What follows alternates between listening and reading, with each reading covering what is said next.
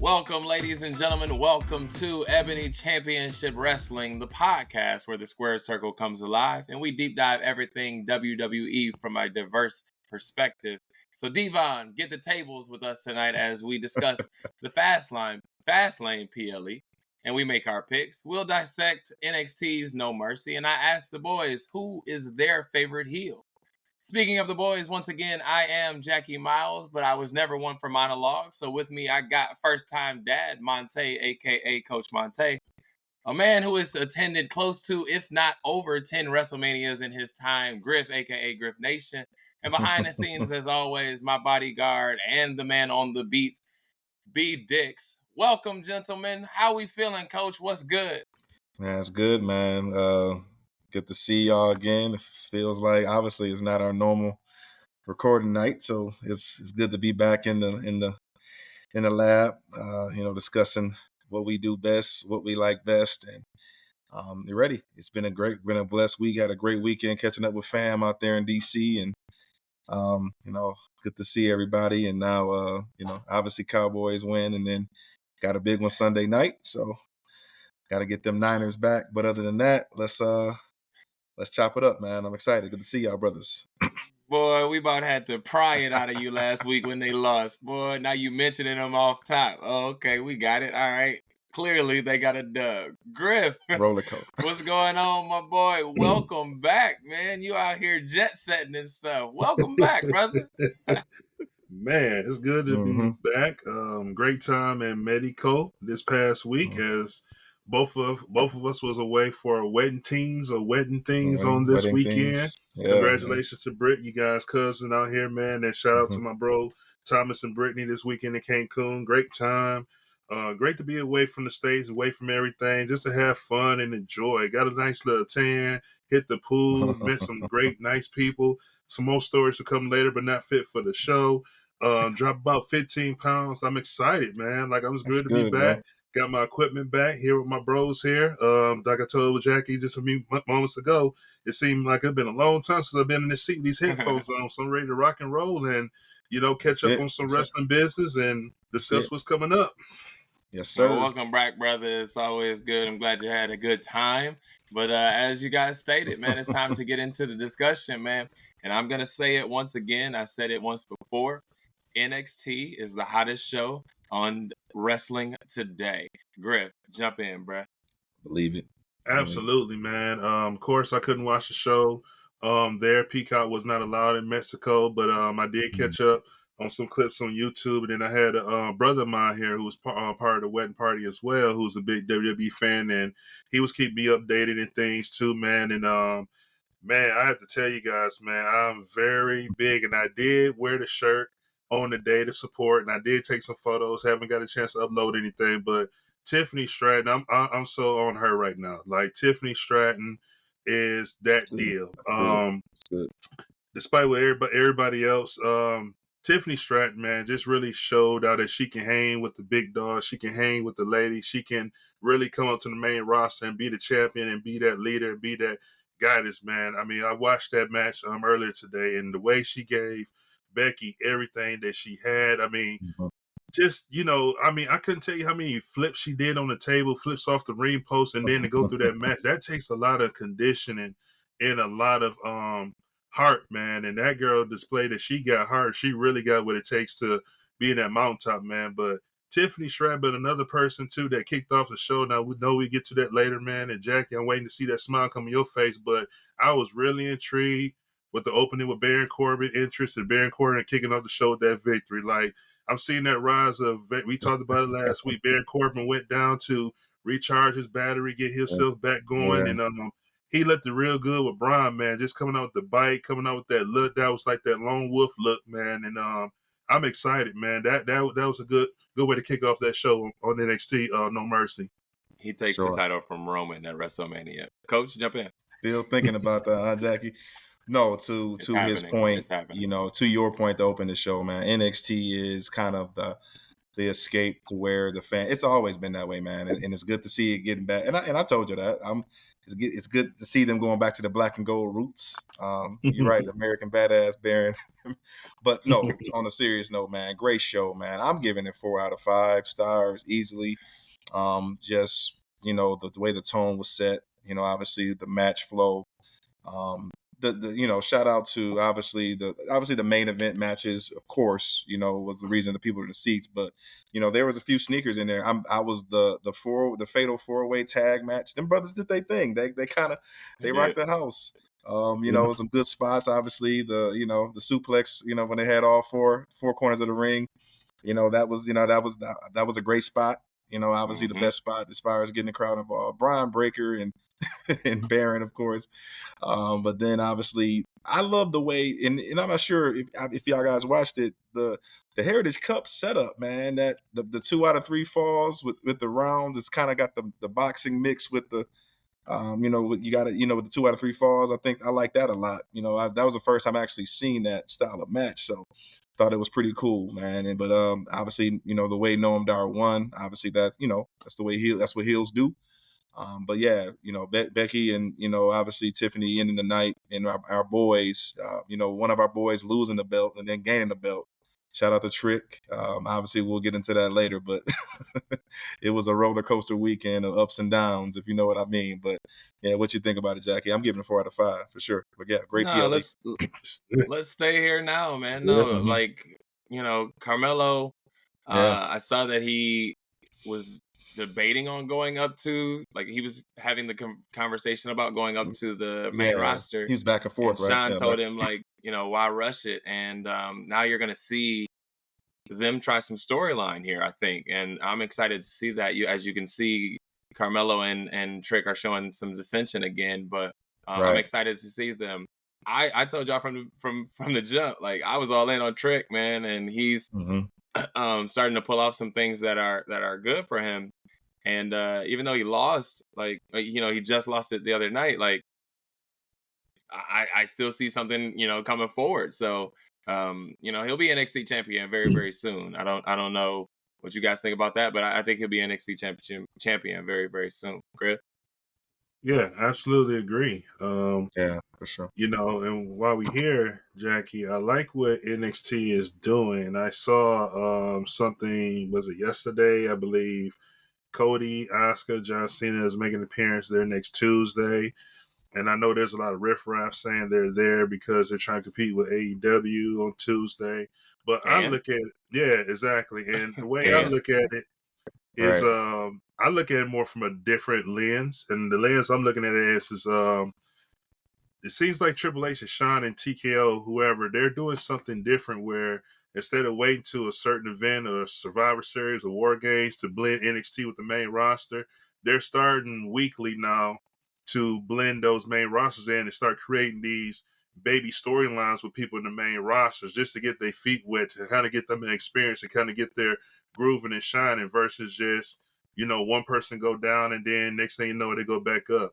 Now it's like every week, you see Becky as a champion. She's coming down. You see Cody going next week. We don't know where this is leading. So I like how Raw, SmackDown, and NXT are blending with each other now, not just on a certain season, a certain period, but everything on almost every week as well. But to your point with Baron Corbin, like I said, what I saw in the opening match, him coming out with that demeanor, I'm all about the looks too, and he had that Mamba look. And I always talk about that Mamba look where he's like, okay, I'm in NXT, but I'm going to make the best of this. I'm going to help you guys elevate your game, but at the same time, I'm elevating my game too. But, I'm here for something different, and I'm trying to elevate myself. So when I go back to that main roster, I'm not going to say he's going to dethrone Roman, but I'm going to be up there on that level to try to dethrone Roman or whoever that case might be, man. So I'm just excited with everything's going on with the NXT brand. And as far as Melo is concerned,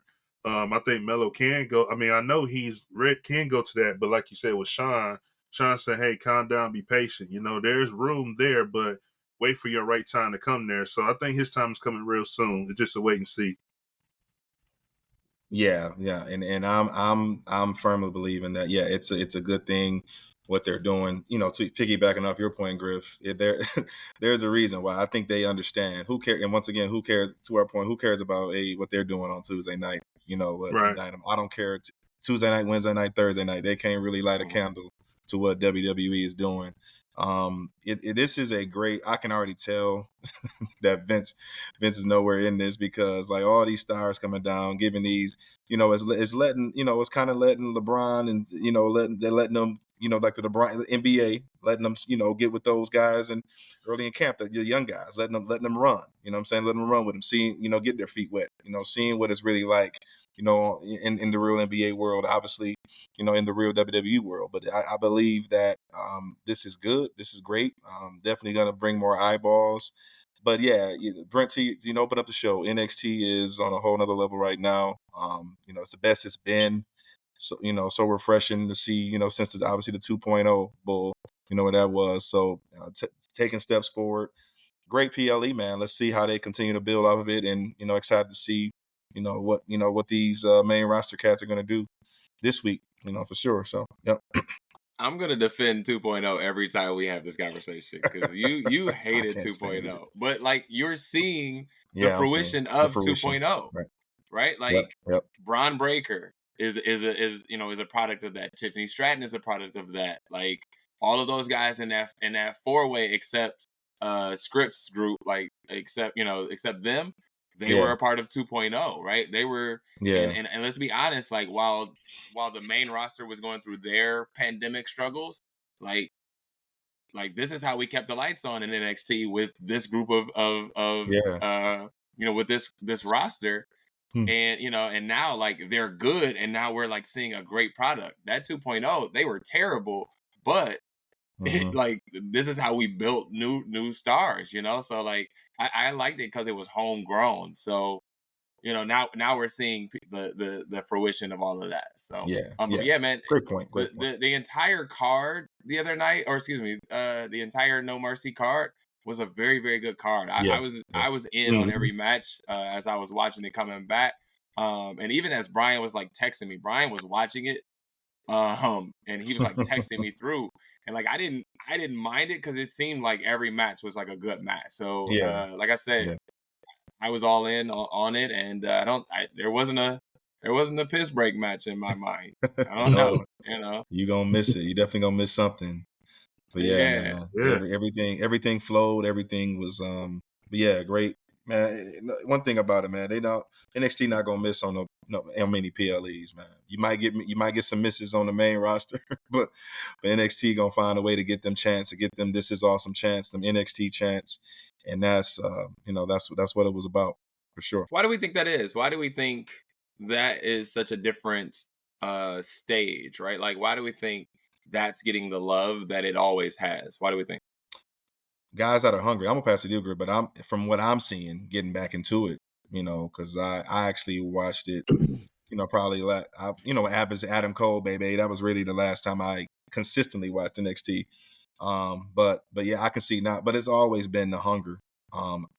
Guys coming out every night with something to prove. Guys and girls on the roster all the way top to bottom. When they come out there in that small arena there in Tampa, wherever they are, wherever they record, that's their time, man. That's the hey, I gotta show the world who I am and what I'm going to do. So that's the case? I attribute that to Go ahead. Isn't that the case for all of them, right? Like even the people that are on the main roster, like they're all fighting for that TV time, right? And so even down on NXT, you're fighting on a different level, right? Like on a lower scale, but like I feel like that's the case across the board. Correct me if I'm wrong. I can test it 100, but go ahead, Griff. Tap in. I feel there's a couple things here. One, they're getting a different type of match time on NXT than the main roster would. I even think about the takeovers that we went through.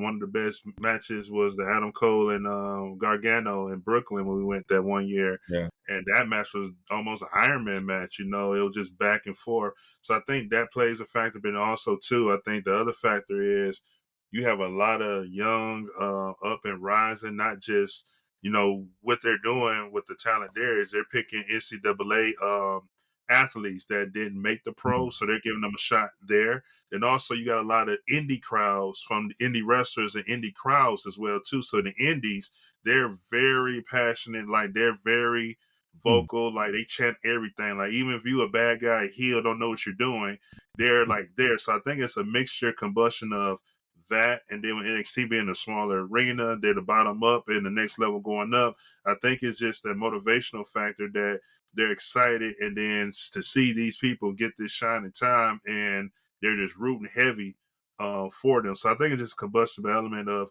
all the above of those mixtures there as well. And then I think the excitement is that we are the type of fan base in the time in wrestling where a lot of us like to see the younger ones get the opportunity. Like we're now seeing like, hey, Johnny Gargano can be a champion one day, or Indy Hartwell could be the women's champion, just like we saw with Tiff Stratton. We see that, and now we at a time where those individuals can get that opportunity where before under a different regime, we know, yeah, The Rock, we know he's a superstar. He's going to get the title. Stone Cold's going to get the title, but you had other people that were caliber under them too that we never get to saw, but now we can see that. And I think that's one of the big things why you get that reaction, that motivation, and that confidence, knowing that once they do move to their main roster, they're going to be superstars just like that. But it doesn't work that way, though. You know what I'm saying?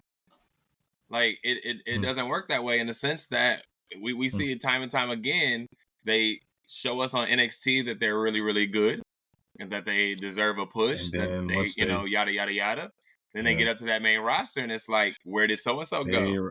They're back in catering. And you know what I'm saying? Like, thankfully, we just got Johnny Gargano and Tommaso Ciampa back together, right? Like, that, we just stumbled back across that, right? That's a long time coming. But it's, to me, like, why is it a different fight down there on NXT when, in the sense that these people get this push? And I know Vince has a lot to do with it. I totally understand that.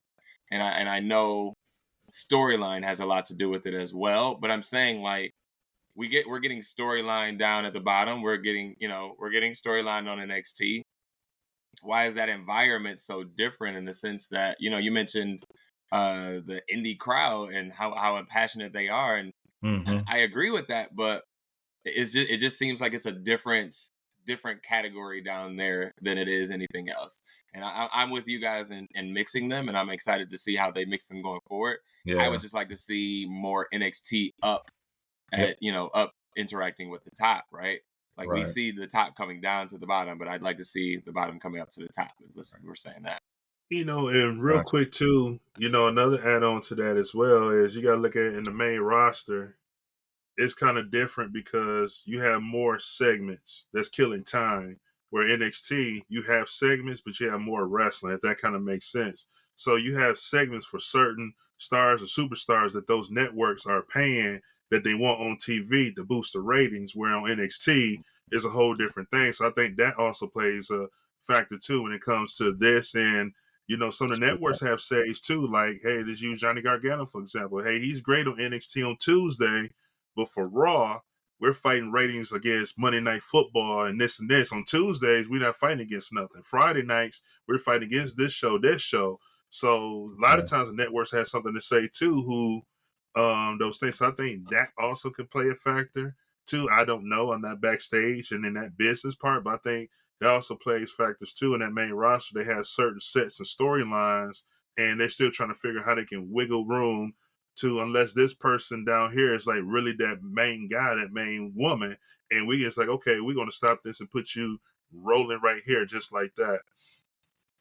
You mentioned the networks and them asking for a specific product. Are you guys satisfied with the product that's on Raw and SmackDown right now, Coach? Yeah, I am. Like I said, it has its ups and downs. It's obviously fighting hard. Monday, let's talk about Monday night. Obviously, fighting hard each week, against whatever football game is on, whoever's playing. I'm watching the football game. Sorry. Was that? I watched the football game, but then I'll come back to Raw. Sorry. That's okay. I flip back and forth. But no, they have to have a focus. Now, I think obviously the go home show this past week wasn't bad.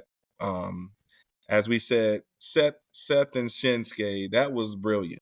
That segment was brilliant. That was like some of the best work, getting ready for. This is actually the most anticipated match. It has us ready and anticipating, actually invested, and that goes to show you that this is a sign of a great feud, the best feud probably in the whole entire business right now between those two. But yes, to answer your question, I think they're doing fine. This past week, it started out on the bang. Everybody want to come out there beating up our girl Nia Jax. I'm sure you was happy to see that, Jackie. Absolutely. And then Absolutely. and then you get, of course, Gunther going over at the end against Ciampa, forming the DIY. So good things. Nuggets are coming out. There, I can see there's a concerted effort of trying to, like we said, storyline, and obviously to go home to Fastlane. So I think, what did you think overall on Monday? Yep. Jackie, Griff? Griff. Yep. Raw was not not gonna say it was like flamboyant, but it was decent. Good job. It was good to see Rhea come back finally from her PTO. Of course, the little spot with all the ladies coming out, going after Nia Jax. But the one thing for Raw this week with me that I took away was how Rhea set the tone on her return and Right. set Dom and Damian straight. You know what I'm saying? Here we go again. We talking about factions, and we got a woman that's leading. And, with Jay coming out cutting the promo saying, hey, we got her as the tribal chief, and she got more balls than Roman does. You know what I'm saying? So I enjoyed that promo, and I don't know where that's going to go with that there, but it was good to have him cut into her. But far as Raw overall, man, I think it was a decent Raw. That was a great spot with Shinsuke and Seth. Yeah. And they're telling a great story with this whole back injury angle and last man standing.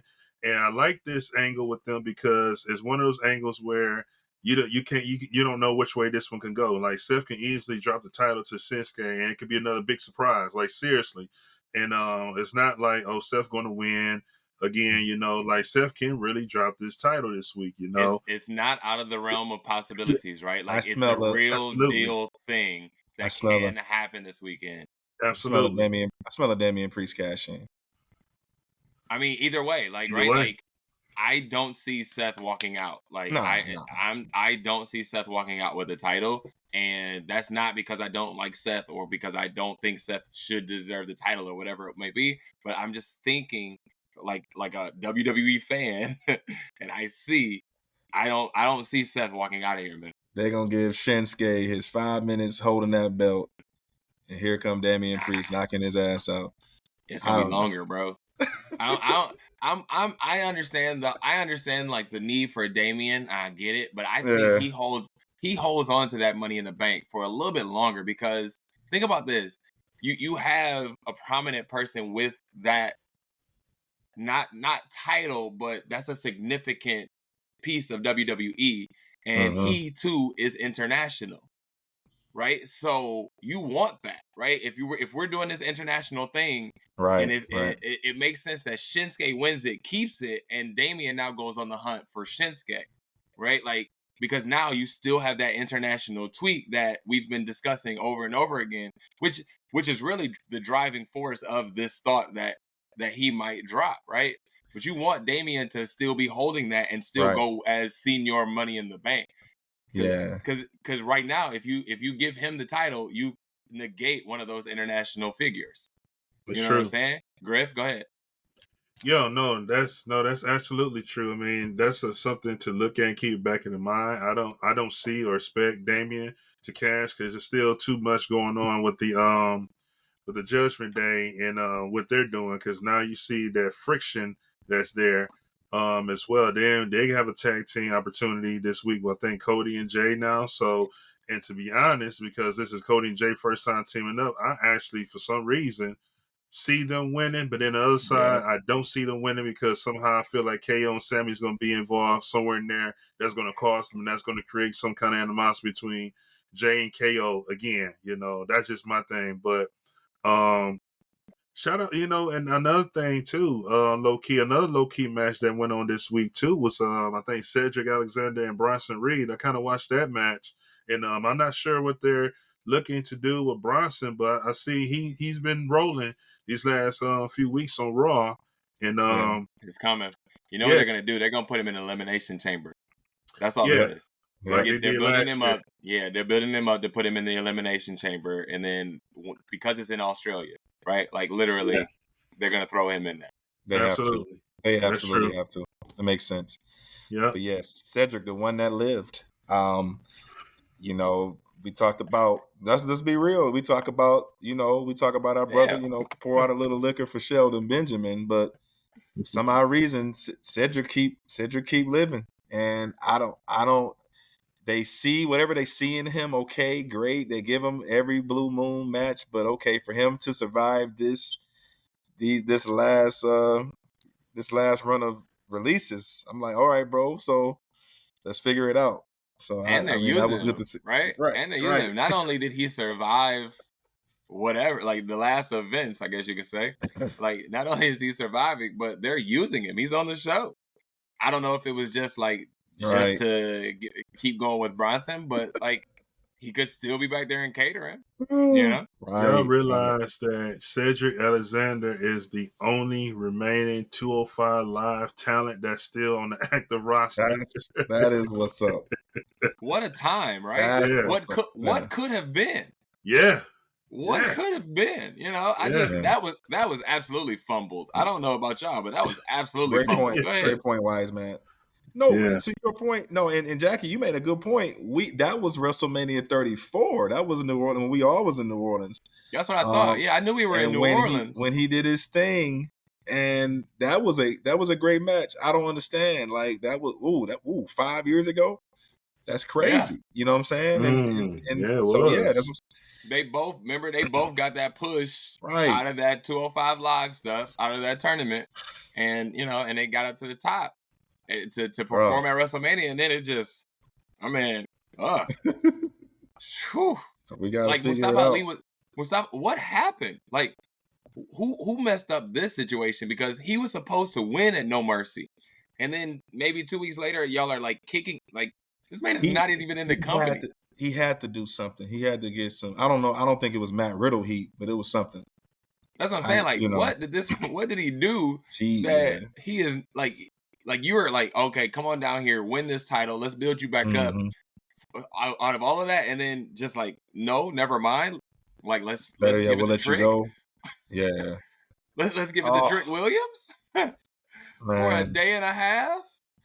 Listen, like I've seen people comparing this to like the Kofi Brock spot. No, I've seen people like comparing this to like Naomi and them. Way. I don't compare this to that. No, he's not getting. I don't compare this to that because I think he is Kofi in this situation. That like he got the opportunity because Mustafa Ali is out again. So I think, and I think. What wasn't even supposed to be a thing, like let's be happy Trick even got it because it was not supposed to happen. How can we bury something that wasn't supposed to happen? The Ebony fan in me was upset, and and y'all seen me voice that in our chat. Obviously, that I had obviously in wrestling, and that's what wrestling is supposed to do. We've been watching over 30 years. It did its job of evoking some type of emotion out of me in the moment. Then when I sat back and I think about it, the next morning I wake up, I'm saying, okay, this is supposed to happen. Dominic Mysterio is still supposed to have this belt on. And, we're thinking long picture, they have big plans for him. I don't know exactly what, but it's pretty huge and to where he could carry this for a long ass time. So look at that match, right? Yeah. Look at that match where the person who we think is not very good, like we thought like Dom was never gonna go, like he led that match the other night with Trick. Yep. Like think about that. Like he is now rose up to this level, like status that he's now leading that match, and like they put on a good match, like both times, right? Like those matches were really good, and Dominic is good. I'm sorry, I have been his biggest fan on this show. He is good. Sorry, I called him a little shit numerous times, but yes, you have. But he's still, like I said, he still has wrestled. He still wrestled his way into my heart, man. I got to give it to him, and it makes total sense. Makes total sense. Friday night though is a different story. Let's just the elephant in the room is what the hell is our boy Jimmy Uso doing.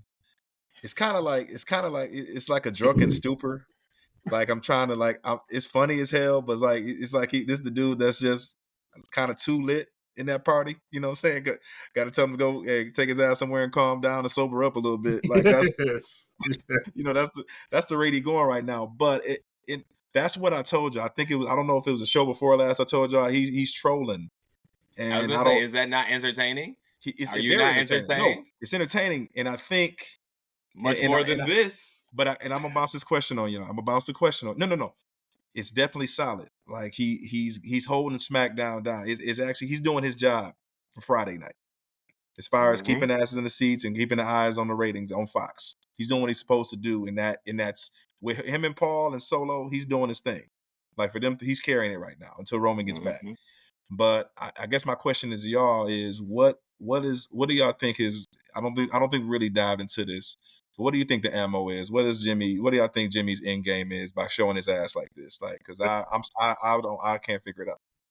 Because does he want to fight Roman? Is he trying to set something up? Is it for show? Like, what do y'all think? It's simple, man. We remember this bloodline storyline is a storyline where we said it a lot. You have to pay attention, and sometimes you may have to rewind and go back to shows and go back to different segments. You know what I'm saying?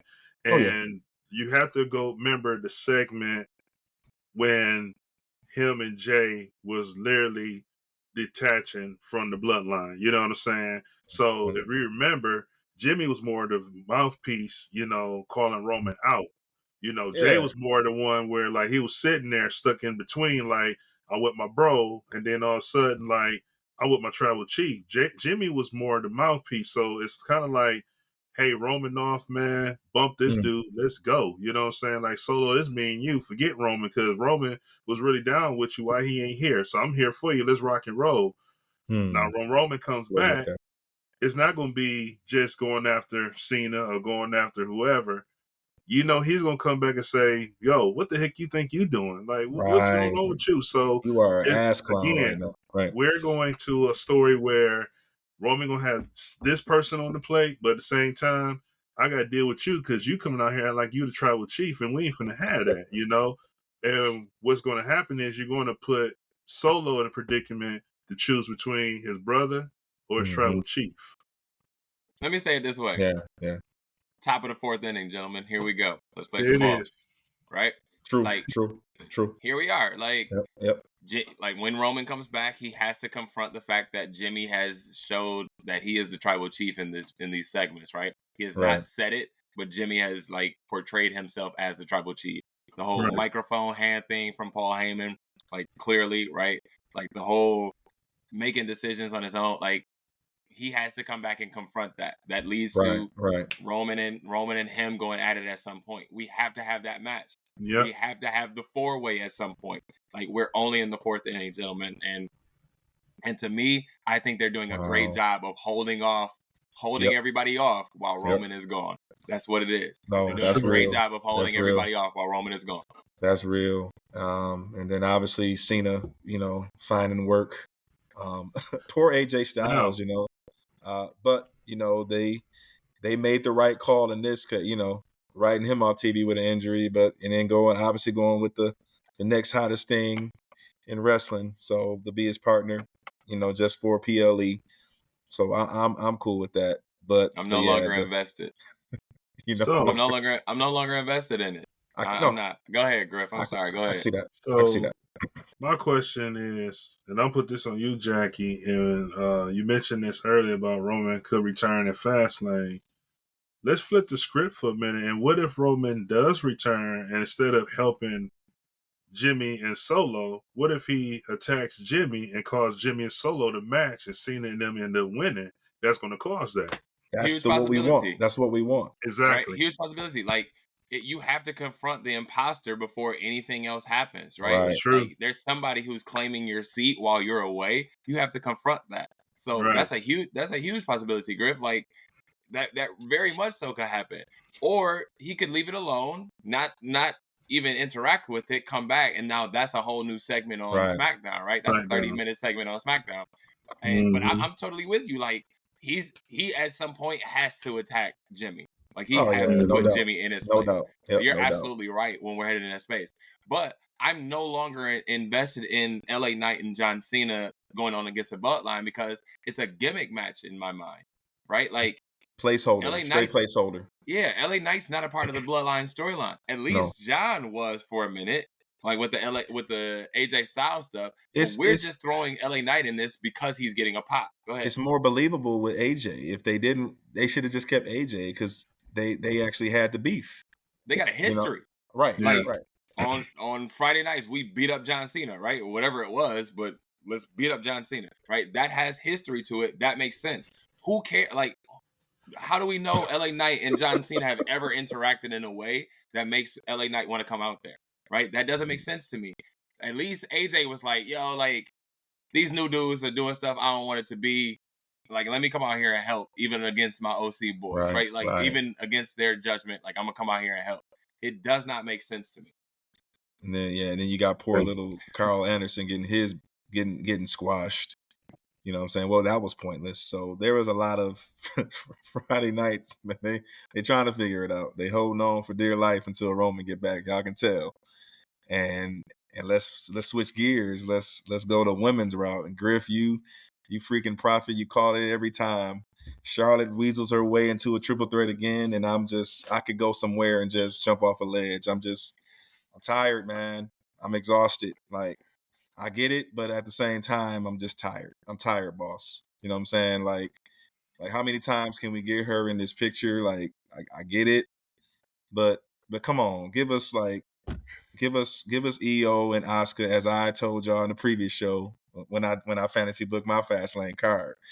And sure as shit, here she is again. Like, what y'all? I know Jackie already know how you feel, but good job, Griff. Calling it again. I was gonna say that's the one match we got right on this damn card.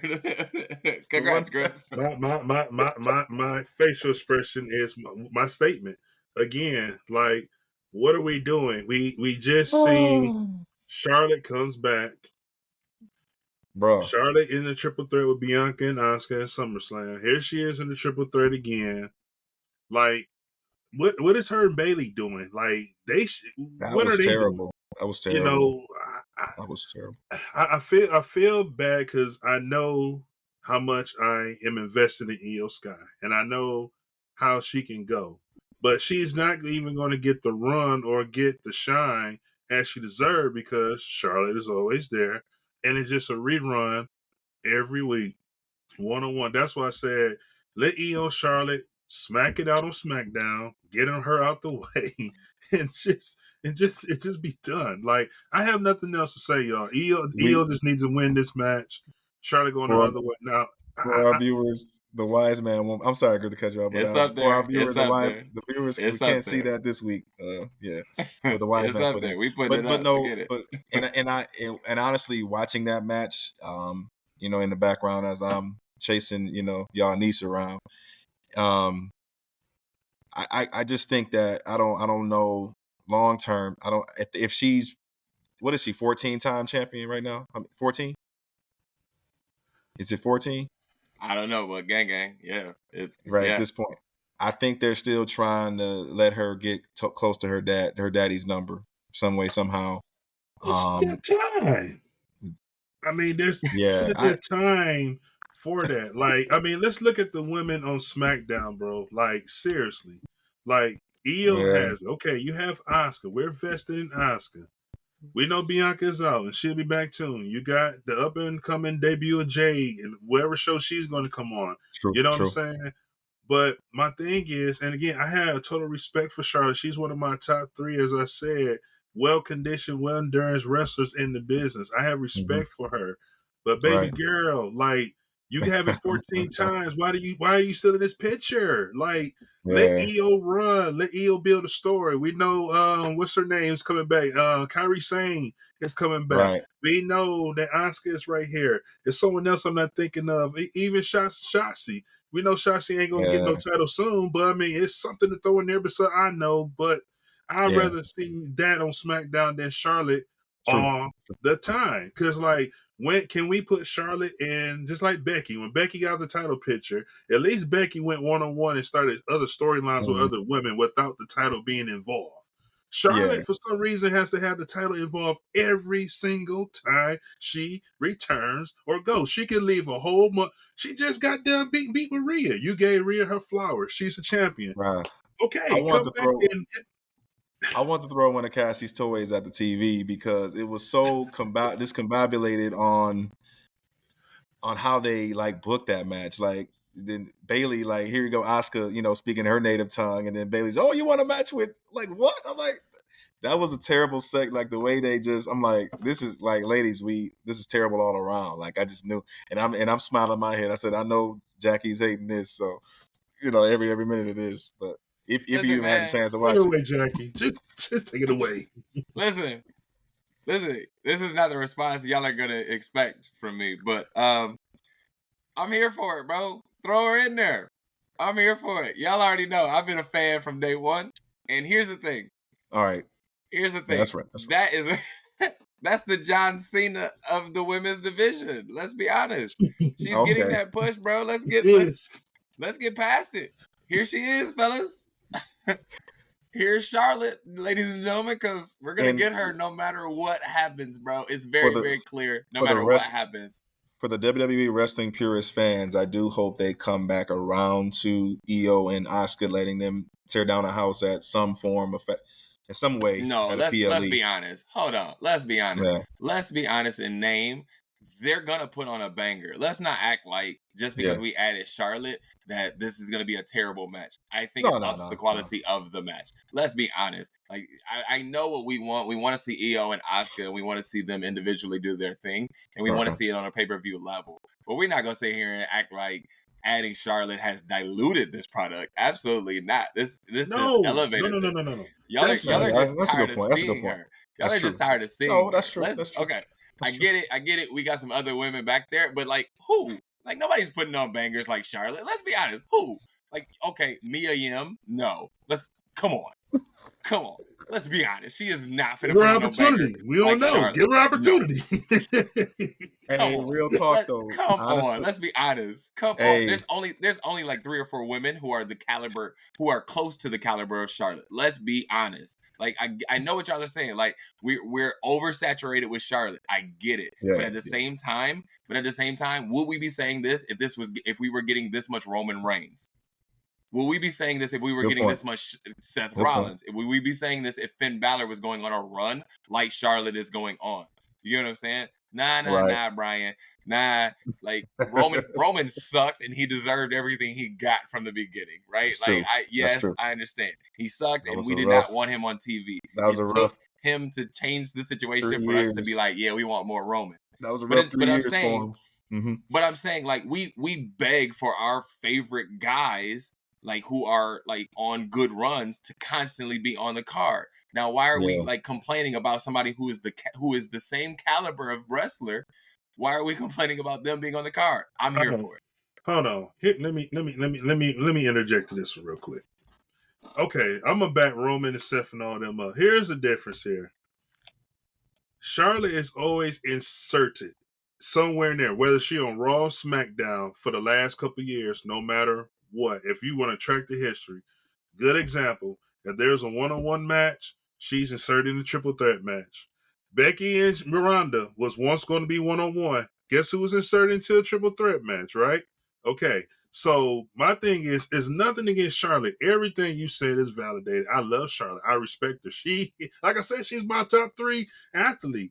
But what I'm saying is sometimes LeBron, let's see somebody else run the show. You know what I'm saying? Hey, Steph, let's see what Chris Paul can do for once. You know what I'm saying? No. I'm not going to let y'all get away with that. Because think about what you're saying.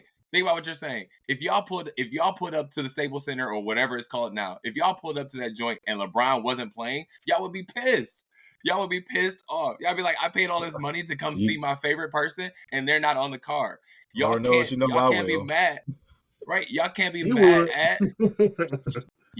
mad at Charlotte because the WWE books women so badly.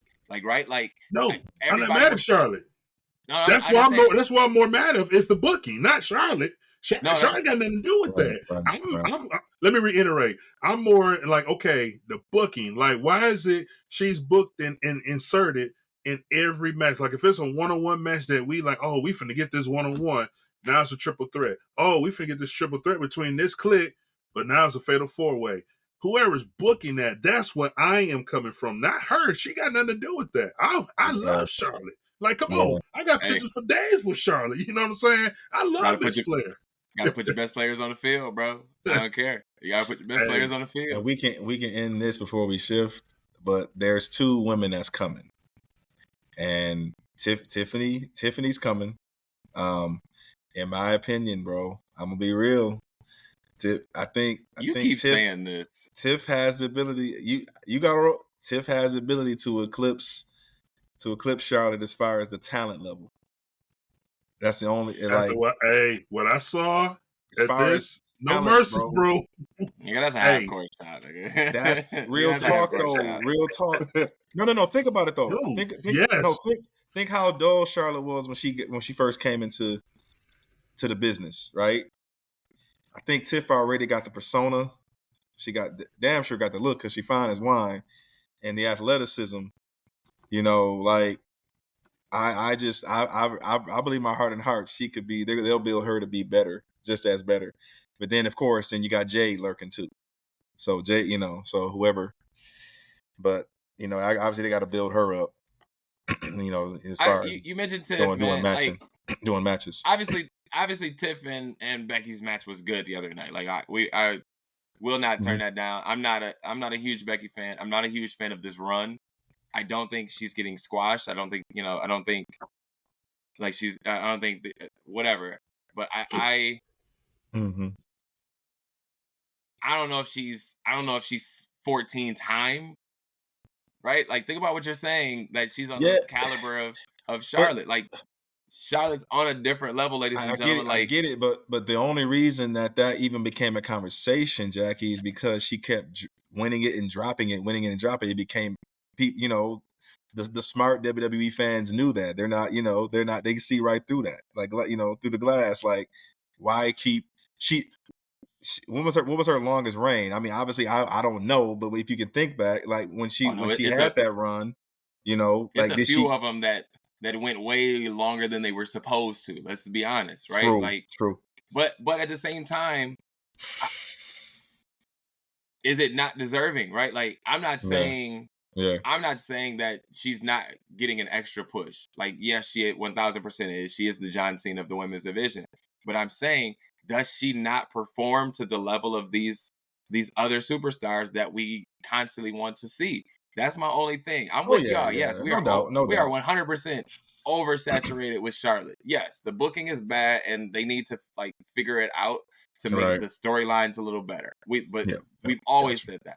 What I'm saying is she not putting up the matches that deserve, what she's getting, right? Like, I don't know that there's anybody close. Like, you mentioned Tiff. Yes, Tiffany is Tiffany absolutely could be close. Yeah. Yes, Tiffany could be close. Sure, she's gonna have a good run, but I don't think she has a run like this, like Charlotte has, man. Yeah, I don't think so. It's gonna be exciting to see, man. See for sure. Another thing that happened in the WWE wrestling world, gentlemen, is Adam Copeland has made the jump. We gotta call him Adam now. He's still Edge. His mama named him Cassius. I'm gonna call him Cassius. Mama named you Edge. I'm gonna call you Edge. Yeah. Right. Your thoughts, gentlemen? I'll be. Let me say this before y'all jump in. I have zero thoughts. And that's shocking. Proceed. And I thought for sure you was gonna be, before I say my piece, I thought for sure you was gonna, but when you were silent in the chat, I kind of figured that it didn't move you. Once y'all said it, I was like, nah, I'm out. Here's why. Like, one, like, I was never a fan of Edge. I see fair. that he was That's fair. I see what everybody else sees, and it's just, it is what it is. It's like, kind of like the Bret Hart thing. It just wasn't my guy, right? Yep, I got you. And then so I don't have the emotional investment in him that everybody else may have.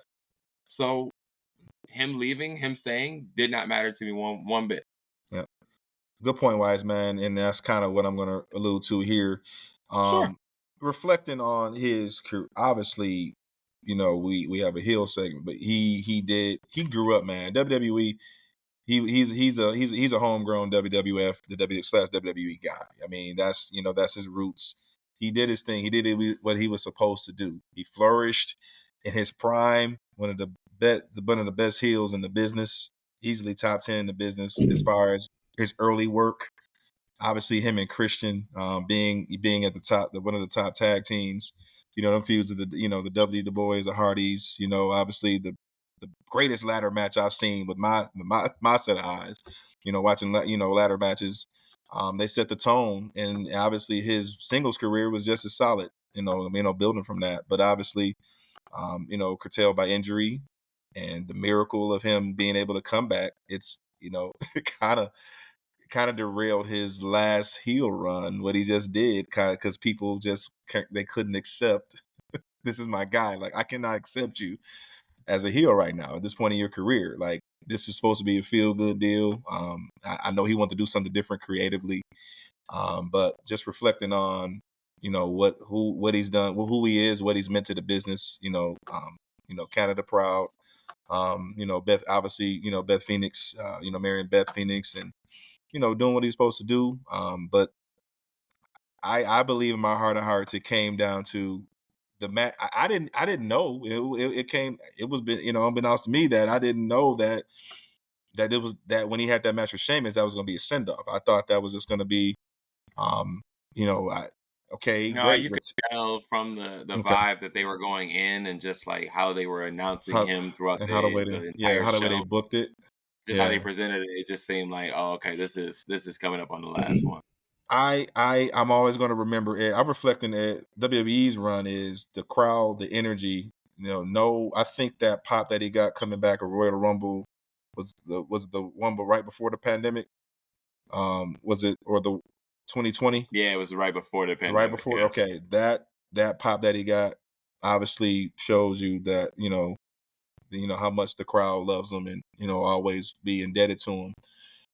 But yeah, I think it came down to the creative. At the end of the day, I read his words. We were just, we outgrown them.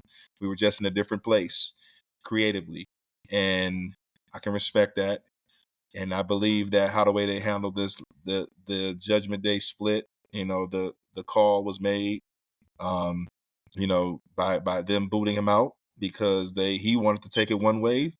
Vince and the crew wanted to take them another, and just couldn't figure it out. And then at the end of the day, money, money, money. Those were the two biggest takeaways. And I'm saying to myself, okay, great. If that can't work out, just retire and walk into the sunset.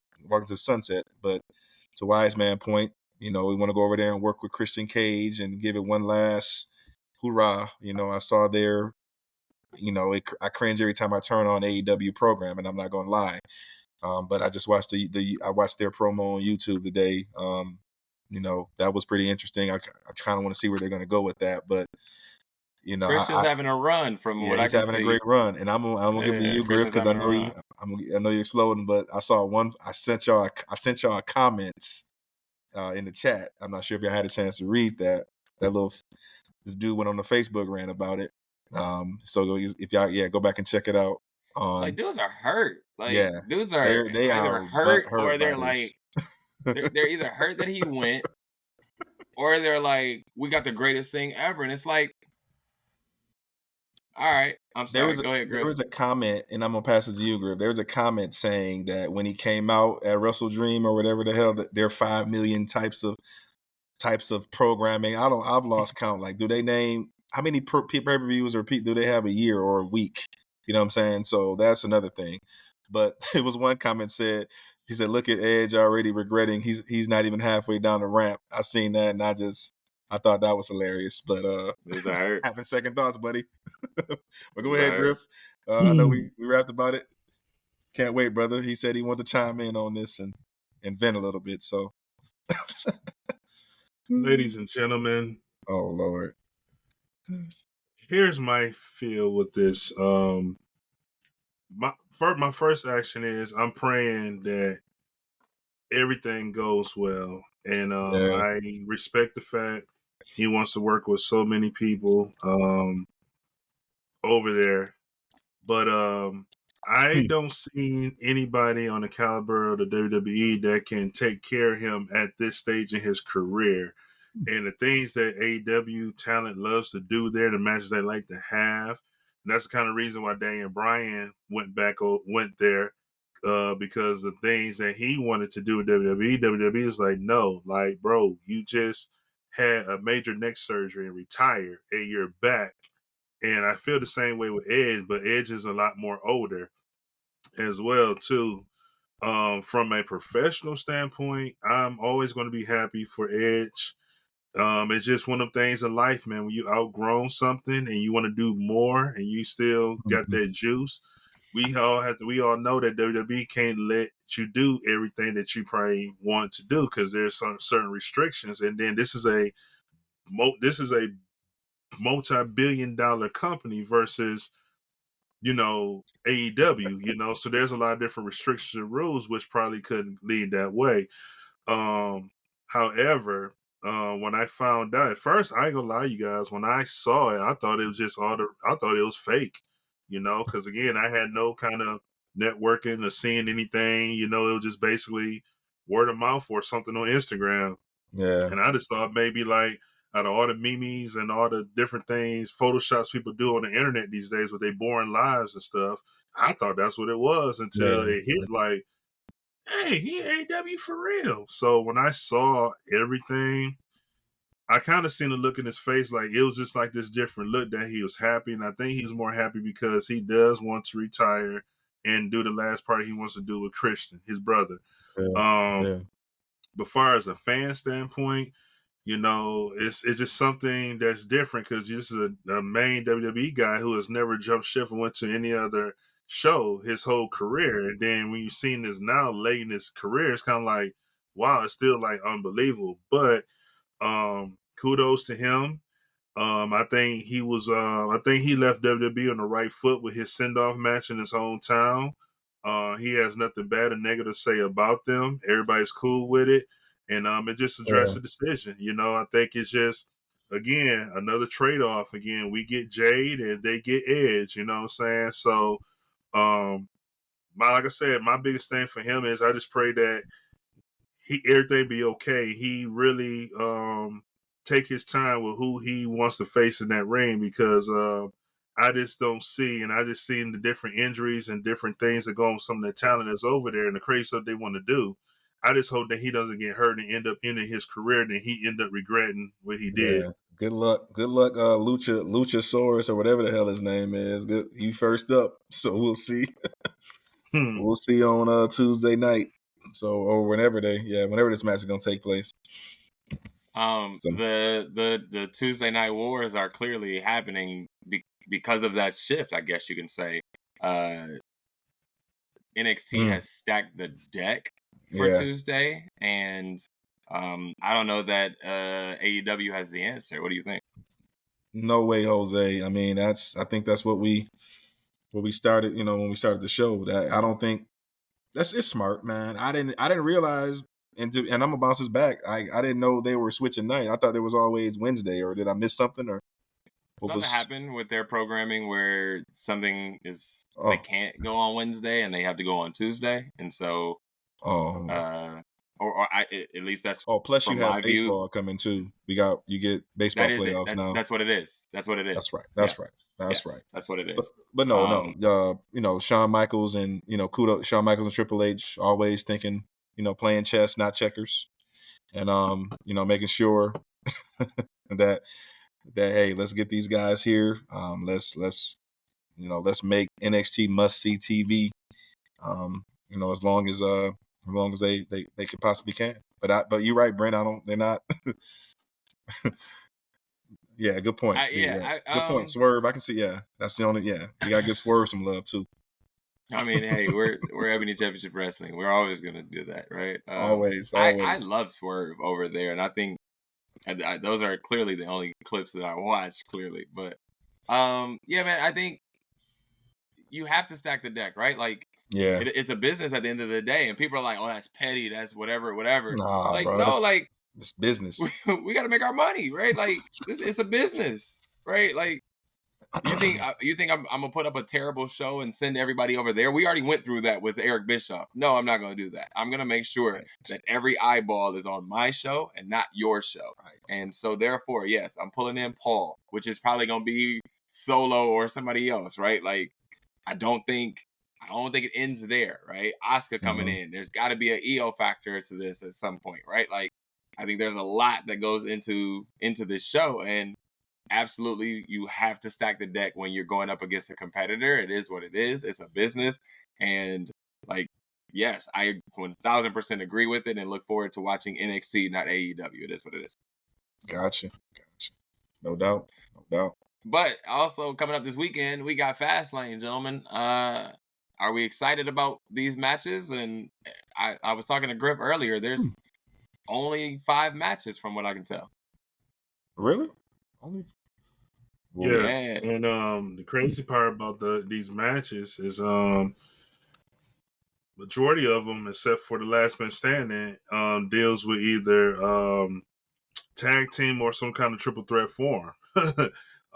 So Sure. you have 3 tag teams with the Street Profits and LWO, and the tag champs, the new Judgment Day, and Cody and Jay, and then also the main event with the Bloodline against Cena, and I'm still saying Orton to this day till I'm saying otherwise. I think LA Knight's going to get attacked backstage, and somehow Cena's going to be forced to go into a handicap match. The And man right before the match signed the starts, his contract. music going to hit, and Cena's going to look like, what the heck? Like, my boy here, you know what I'm saying?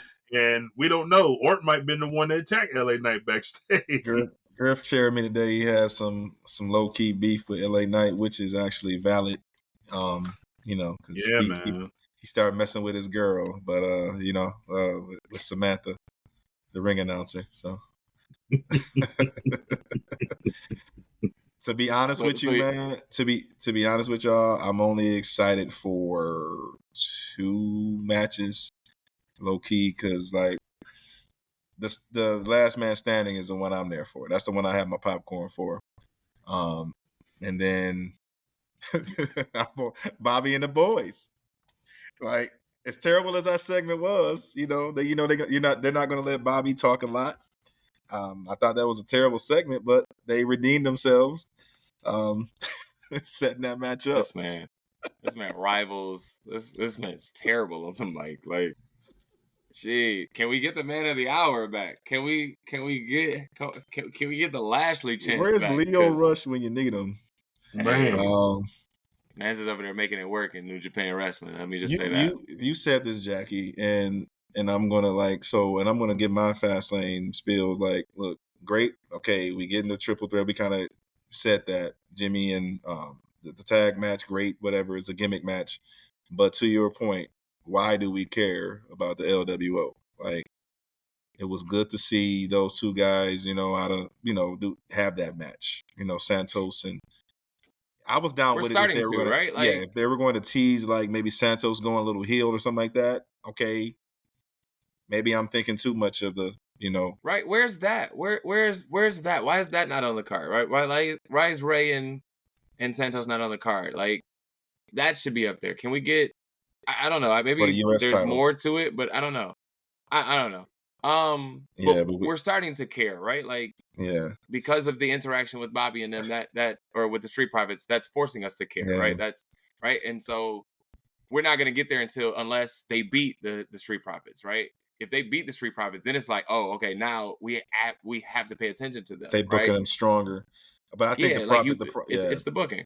The Profits go, they go over. You said that they have to make. I think we talked about this last week. Last episode, they have to make an impact. And why do we care? I think finally, okay, all right, it's a good start. Like, by them, doing that, interrupting that match, and and attacking them. It's a good start. So hopefully they'll learn more heel tendencies from there. But it was good. But they started getting booed, so they started to get a little reaction. So that's the stuff. That's what I was gonna say. Well, maybe it's this. Maybe like we're putting too much on LWO, right? Like maybe we need to pull more from the Street Profits in the sense that they attacked the LWO. The LWO then beat them on SmackDown one week. Now we're getting the what's the squash match, right? So the Street Profits will probably go over, and then they need to attack somebody else, right? Like that momentum has to pick up from here. Like either they have to continue to like brutalize the LWO to an extent, or they have to go attack somebody else. So there has to be another victim in order for us to be like, oh, this is a heel situation. You know who I thought they were going to, and I gotta get you in, Griff. I thought they were going to attack Waller. That's the way I thought. That's what I thought. But nah, because you can't squash Waller. That's heel. Yeah, you can't squash Waller.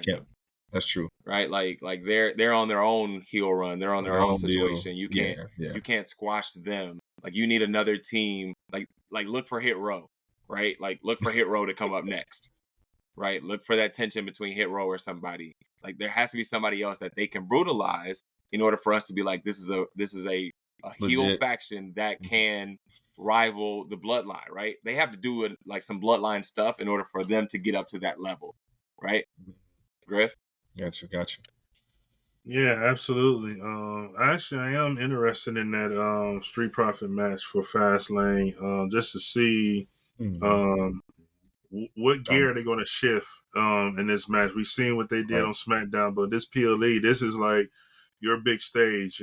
This is like, okay, if you guys trying to be Super Bowl champs and contenders, you got to start putting that in this week. I want to see a dominant match, and then even when they do win the match, dominating, go off on them after the match too. You know what I'm saying? Like, I'm just waiting for that big full-blown heel destruction, you know what I'm saying, to come and play. So like you said, to Lou's point, I'm actually looking past this match. I'm looking at who's going to be the next group or who's going to be the next target that y'all going to take out. I've seen enough of the LWO and everything, but who is that next group that you got? So, you know how when you are a tag team or a team and you going heel, you try to make that statement, you got to at least have like 3, 4, 5, 6, 7 people in mind that you're going after and take that as baby steps. Okay, LWO, but who's that next team and steps that y'all going to go after? And that's what I'm kind of looking forward to see how they're going to climb and get to that tag team ranking once they do that. Maybe it might be the Judgment Day. That's what I'm hoping for, because if I were them, I would go directly active, especially with them being involved with so many things. They're highly distracted. This is a good time for y'all to creep in there while they're highly distracted with so much going on and make a statement out of them. Good point. I mean, who else is out there, right? Like, who else would they, or who else from the SmackDown side would they go after? Like, and that's the Brian, thing. Brian, you said Ridge Holland a single, but like Brawling Brutes, yes. But like clearly Butch is down with what's the name? Doing British Strong Style right now, which is great stuff on NXT. But so like who else is on SmackDown? It seems like all the tag teams on Monday night right now. Raw. That's the problem. Hit Row's over there. Well, dude who got released, so it's just old boy. Who? Oh no, so that's right. When you first mentioned, I was like, oh, like one of them. He got released. Top Dollar did get released. I think that's why. So is that why? So that's why A-Town Down Under is forming, because Friday night is no tag teams right now. Yeah, but who's a face over there? Because A-Town Down Under would be heels. Yeah, right. You don't want to go after them, and I don't think you want to. I don't think you want to count Cruz and the other part of the LWO. Like we talking about outside the LWO, right? I don't. Nothing. Wait, what much. Cruz? What Cruz? The other part, Pablo. The other two members of LWO. They're a tag team. Nah, that's together, right? You know what I'm saying? Like that's all the same factions. Four of them and Zelina, but yeah. Oh yeah, but I'm saying like unless you got some bloodline stuff happening. I was gonna say you come out with bloodline. Give me what I want. Yeah.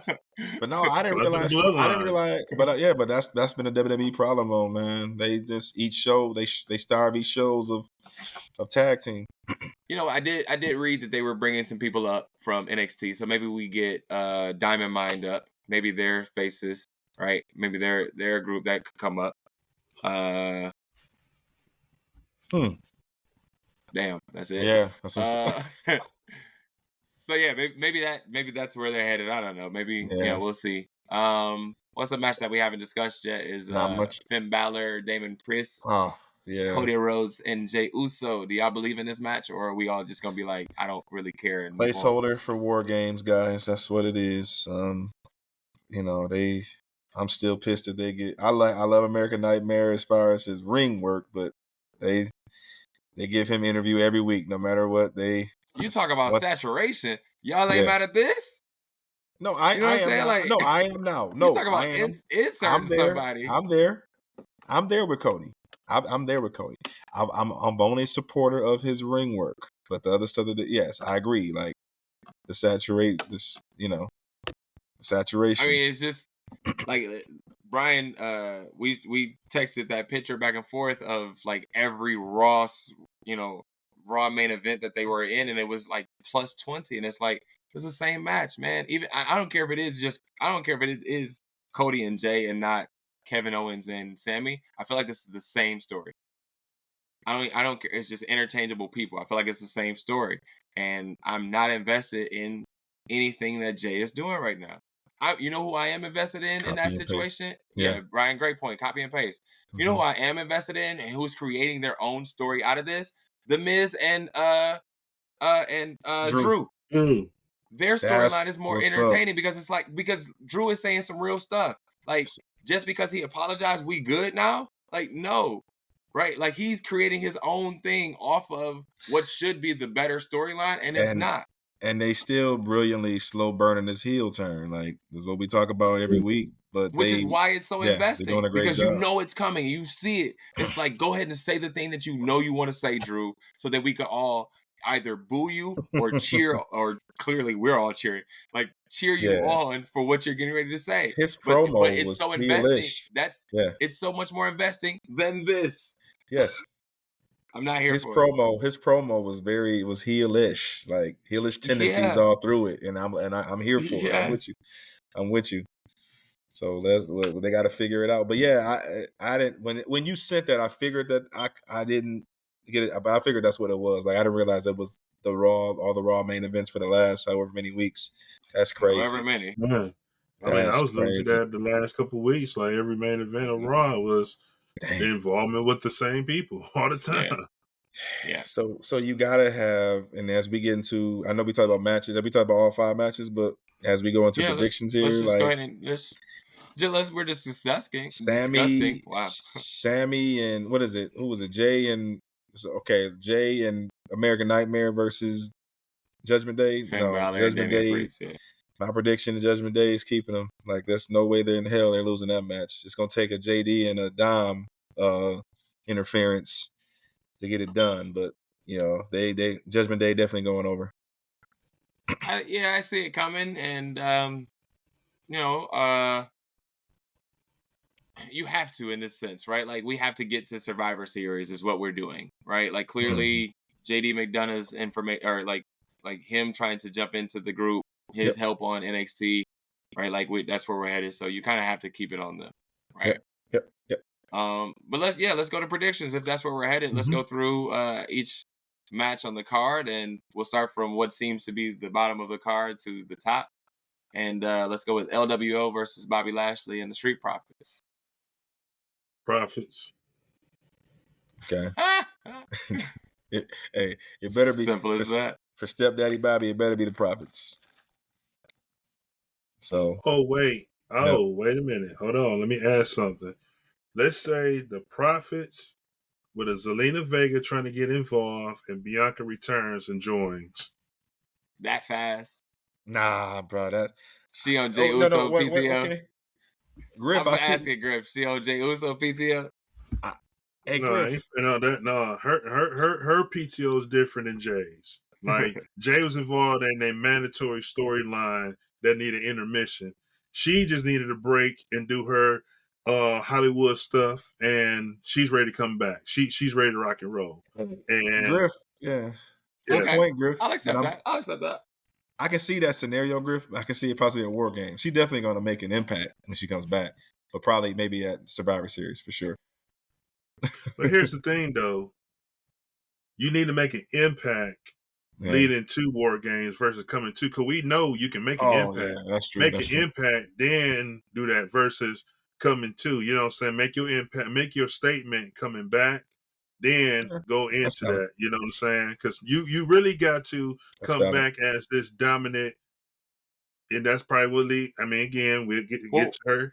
But what if she does? Well, what if she doesn't come back? Right? Like picture. That's fine. Like, picture this. No. Wait. Like picture this. Like in a scenario. What if to your prediction, Zelina does interrupt the match? Right? Like Zelina does impact it so that the LWO wins. Right? And she does it so much so repetitively over the next couple weeks or so, Bianca's forced to come back to lend a hand. Right? Right. So. I see them like slow playing that instead of like jumping right in, right? Mm-hmm. But then at the same time, like you got to see who's the heel in this situation and who's the face of the situation, right? Like if she's gonna attack, like it has to be Bianca attacking Zelina in the sense, because Zelina's the face of the group, I guess you can say, right? Like I'm with you. I would love to see them interact because I think Zelina's great and she deserves a bigger push, and I would love to see what you're saying. Yeah. But I think you have to flip the scenario in the sense that Bianca has to have her heel turn in that. Yeah, she can't come back smiling and flinging her hair and pandering to the crowd. She got to come back with the same stuff her husband on, and that's trying to kick ass, So, yep. But that's if she's in this situation, right? Like we're totally fantasy booking this. We're totally like throwing this out there, like.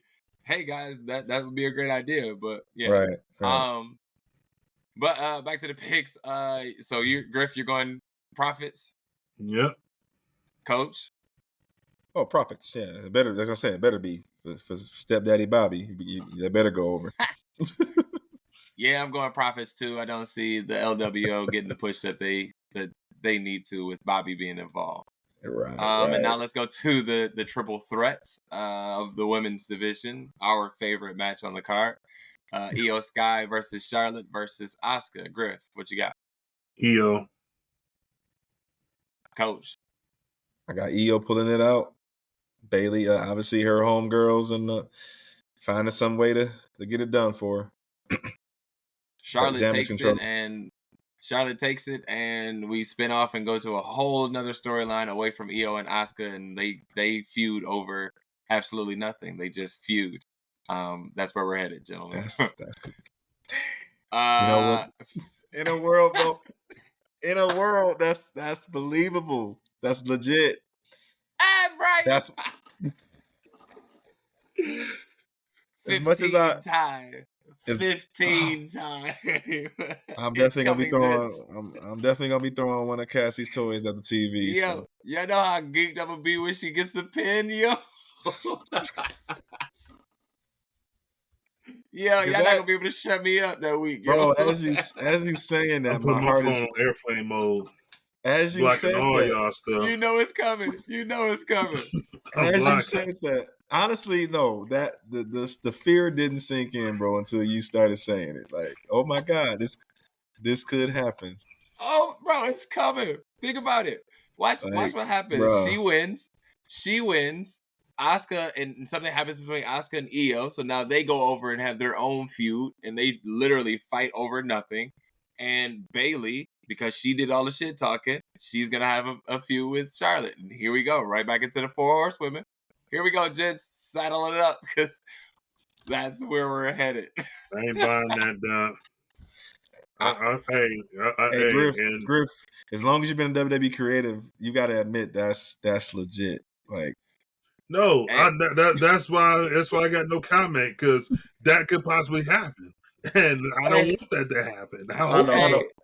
Watch y'all heart drop. Watch y'all heart drop with every 2.5 count that Charlotte gets. Y'all, I wish we could watch this together, because I want to see y'all faces with every 2.5 she gets, bro. Because we're all gonna be thinking it. She's gonna win, absolutely, bro. I'm telling you, my Booker T. Oh my goodness! Right, exactly. By the way, worst commentary I've ever heard. I That's gonna am be. not a Stop Booker T it. fan. Stop Wait, it. wait. Hey, And listen, bro. that could be a separate He did segment. all right with trick interest. That could No, be. come on, bro. Come on. That could be. No, bro. I'm not gonna give you a 20-second clip for this Man, man's whole career, bro. I No. ain't hearing that. Bro. Bring back Morrow, bro. Yes, Morrow, yes. Bring back please. Morrow. You're right, Yes. wise man. You're right, wise man. Bring him back. I'm with Bring him Morrow. back. Yes. Bring him back. Mamma mia. Absolutely no, Beth Phoenix. No. I forgot Beth Phoenix was a commentator. That's crazy. Listen, they were so ass. Like that whole group was so ass. It was so bad, bro. Like Brandon, you talk about you wanted 2.0 or like NXT Black and Gold back. Gold, yeah. We do not need that part back. Please don't bring that part back. All right, cool. Bring back Morrow, but do not bring back Beth.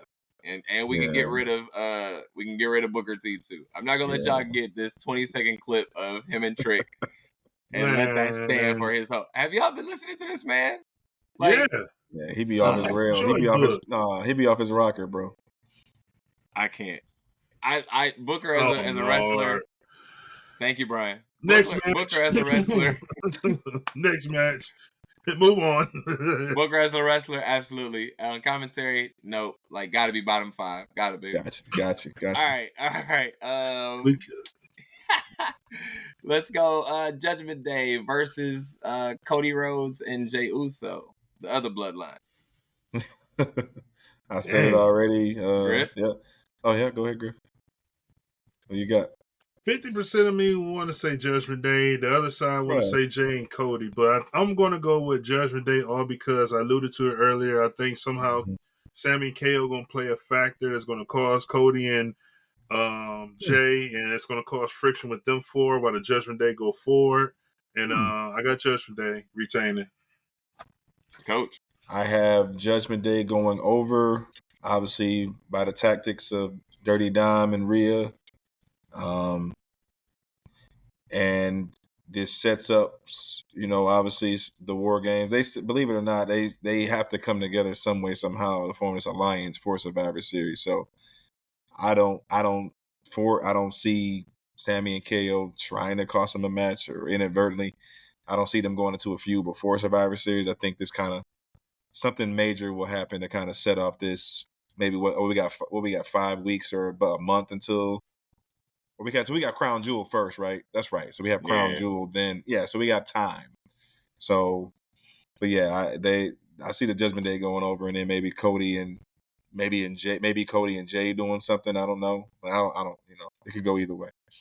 But definitely the Judgment Day goes over. I got Cody and Jay going over simply because we're going into Crown Jewel, and I think with Cody having the titles over there in Crown Jewel makes more sense than Finn and Damian. And they'll win it back at some point. But with Cody going into Crown Jewel, you got to have a title around him at some point, right? Just from the status quo standpoint. So I got Cody and Jay. I can see that. The biggest pyro you're going to see of all time, of course. God, yes. Hey, before you go to the next one, funniest segment ever. Oh, Lord.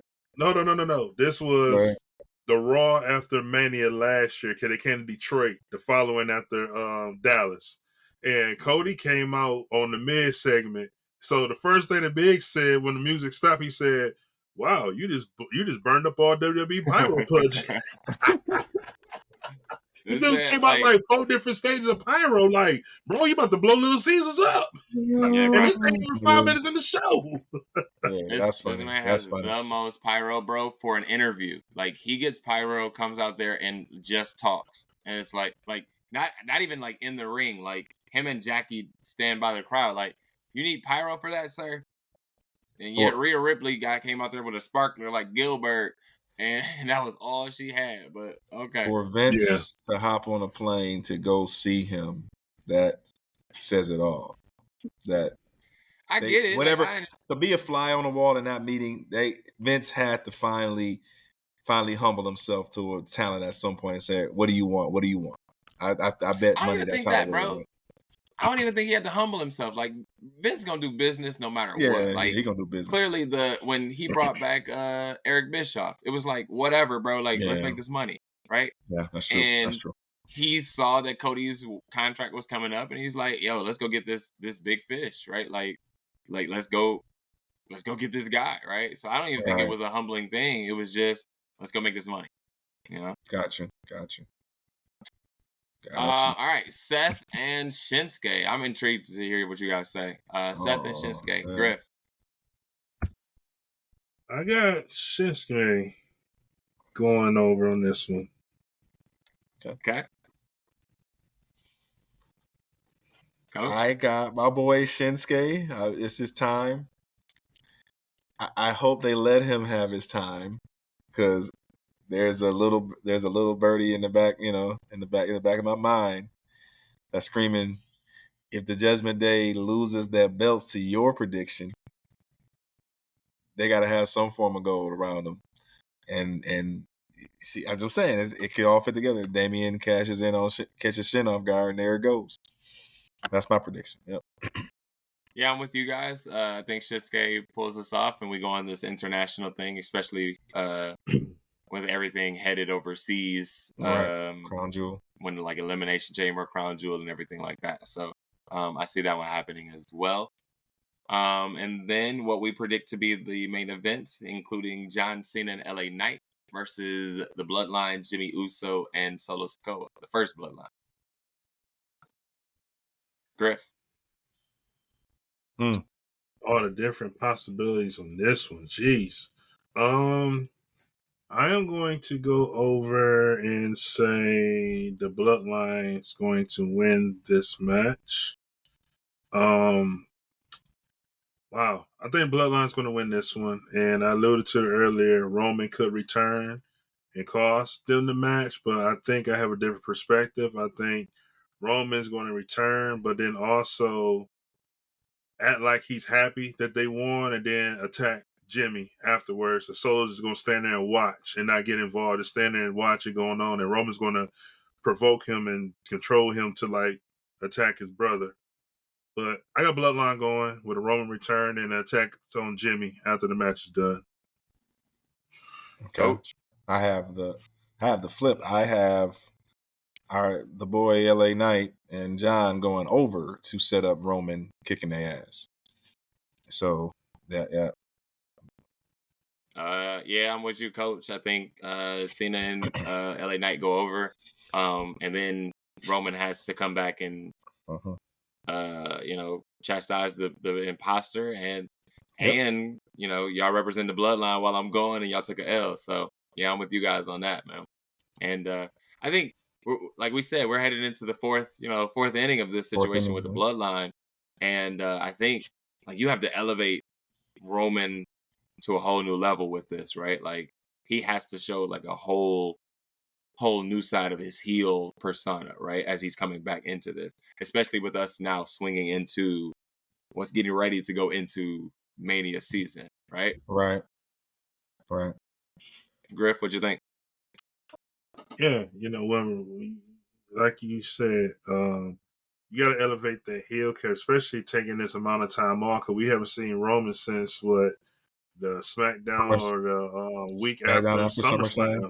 Yeah. It's almost 2 weeks. So when we talk about elevating the heel turn, we got to go to that more savage Roman now where, hey, I'm running the table, I'm running the show, I'm calling the shots. We're going to get the crowd to go even more deeper with the FU Roman chants even more now. And, man, it's just it's a wait and see how this elevation really goes, man. Roman, I feel like he's going to go really high level with this heel turn where he don't care what nobody thinks, what nobody says. He might cut that promo like he did last year when he got to the camera and said, I run this, I'm tired of this, I'm tired of being humble and everything. He has to go in that zone to the point where, like, look, I run this, I'm the tribal chief. I'm tired of y'all trying to take my place. I'm tired of y'all disrespecting me. Like, I got nothing else to prove. Y'all disrespect me, I'm cutting your heads off. That's just what it is. And from this point on, if it's family, I'm gonna take my family out. If it's them, I'm gonna take them out. So I hold no prisoners, because if you want it, come take it. But nobody ain't gonna let nobody take it either if you try it. Yeah, it's about restoring order. It's kind of that's a good way to put it. You're restoring order. Paul Heyman is it's low key just sitting back and just saying, bro, you about to get your behind with, bro. And he just looking at him like, man, hey, wait till daddy get home. That's how the way it's been every Friday night. You know what I'm saying? And he said, all right, I'm gonna let you do this, but you getting a whooping when daddy come home. That's the way it's been. That's what it's looking like. And you're right. To both of your points, he has to come back on some other stuff to elevate himself. Hell, I mean, I know it's mainly season, but hell, we got to get it ready for the War Games. Even that. You know what I'm saying? Sure. So let's start looking at that. Like let's see the more vicious side of him. Handle business in house. I see them possibly booting Jimmy out again. If he may, I don't know if they, they might have to take him to the court. Should we let you back in? Whatever they want to do with them. But he basically gonna have to. All right, think about it. Old school gang. Old school gang. Hey, gang bang. Blood and Crips. Hey, well, you want to get back in? You got to beat you back in. You know what I'm saying? That's the way it go. Yep. So that's Sure. that's exactly where I'm seeing it go. Right, like he can't come back and do the same thing. Nah, in I my can't do head, the same right? thing. Like if you took an extended break, like now you have to come back and elevate this to another level, right? Yep. Like every time Stone Cold and Vince did something together, they upped the ante, right? Like, yep. And so we saw a tougher Vince, we saw a tougher heel out of Vince as it continued on.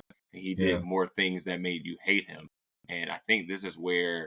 Like we have to continue to hate Roman from a heel standpoint. Like we love it, but like he has to do more to make us hate him as a heel, just to continue this heel run, right? Right. On heels. Yeah. I was just thinking in my head while you were talking, like even his promos got to go to another level now. Like instead of starting off saying, Chicago or St. Louis or Orlando and pause and say acknowledge me. Maybe you got to flip that script and say Dallas, Texas, shut the hell up and acknowledge me. You know what I'm saying? Like get them like you got to grab them, and like show them that you don't care. No, we're not doing this no more. Just like how The Rock did when everybody used to sing along with him, like if you smell. And he got to the point and said, "No, this is my stuff. Stop singing along with this." That's that next level where okay. Y'all was doing this. Now, guess what? Y'all ain't doing this no more. We're not doing this no more. What y'all was accustomed to? No, this is the way we're going to do it. This is the way I'm going to do it. And if you don't like it, oh well, you're going to sit here and enjoy it. So, when we doing these heels, man, the heels. One thing that's interesting about the heels, I notice that's tough for a lot of people, is that some talents can be a heel in character, but then they have trouble balancing their heel and their real life character. You know what I'm saying? And I'm starting to see that Roman has this little unique thing where he can turn the heel on, but somehow he's still playing. He found a way, and it's weird.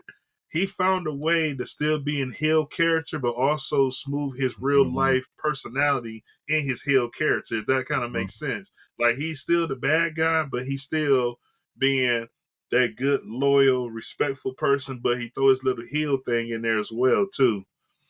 I think a lot of people say that like this is his actual persona, right? Like and that's what makes all the greats great is when they tap into that. They have that real life vibe, but at the same time, like they're playing a character. Like I think he has found his niche and he's like found his lane in that sense. So people are like, yeah, this is who this guy really is. Just now, he's just upped it so much more, Coach. Oh yeah. No, yeah, he's being, Joe. I've obviously seen him on podcasts and him kicking on Logan Paul's show. He said this is the most comfortable he's been in his skin since he's been in the company, and his confidence is growing and growing. I mean, it's like he embraces the spotlight, the weight of carrying this multi-billion-dollar company, with no problem. And it's not like I said, sky's the limit. I think I never thought we would see this long of a reign, but now as I think of it, it's warranted. It's deserved. He's put in the time, he's put in the work. And remember when we started talking about the Shield, I think a couple episodes ago, I said like this guy has to look. This guy is going to be something special. And obviously, we had the rough patch. It took him about 3 or 4 years to figure it out, but we finally, they finally got there. But yeah, well, let me great ask you work. this. Mhm. Let me ask you this. Mhm. Is he the greatest heel of all time? No way. No way, Jose. Nope. Okay. Let's who start is? it. So who is? Are we talking about just in history, ring, Nah. Is he the or greatest in heel of ring all work? time? Okay. Nah, because ring work can be, I can do my ring work as a face, I can do my ring work as a heel, right? Like, I'm asking you, who's the greatest Most heel of hated. all time? Most Who's the hated. greatest heel of all time, and why is it Mike the Miz? Is that where you're going with, Jackie? No, absolutely not. Oh, no. Go ahead, Griff, because I'm still pondering. I knew this was gonna get thrown on me. I will say Griff greatest heel of all time. This is not universal. Griff greatest heel of all time is always going to be the bald head Randy Orton.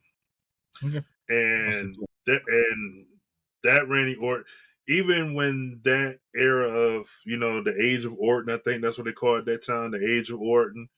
Orton was that savage that I was talking about with Roman, just didn't care. Like, this man was punting people's heads, putting them on the injury shelves, breaking their shoulders, breaking their ankles. Heck, he even kicked Vince McMahon and RKO Stephanie while Triple H was handcuffed to the ring and made out with his wife in front of his face. That's the savage heel I'm talking about, right there. He was just relentless, bro. Like, dog, like, it was to the point where I loved it, but sometimes in that loving it, I was like, bro, dude, you going too far tonight, bro. Chill out. You know what I'm saying?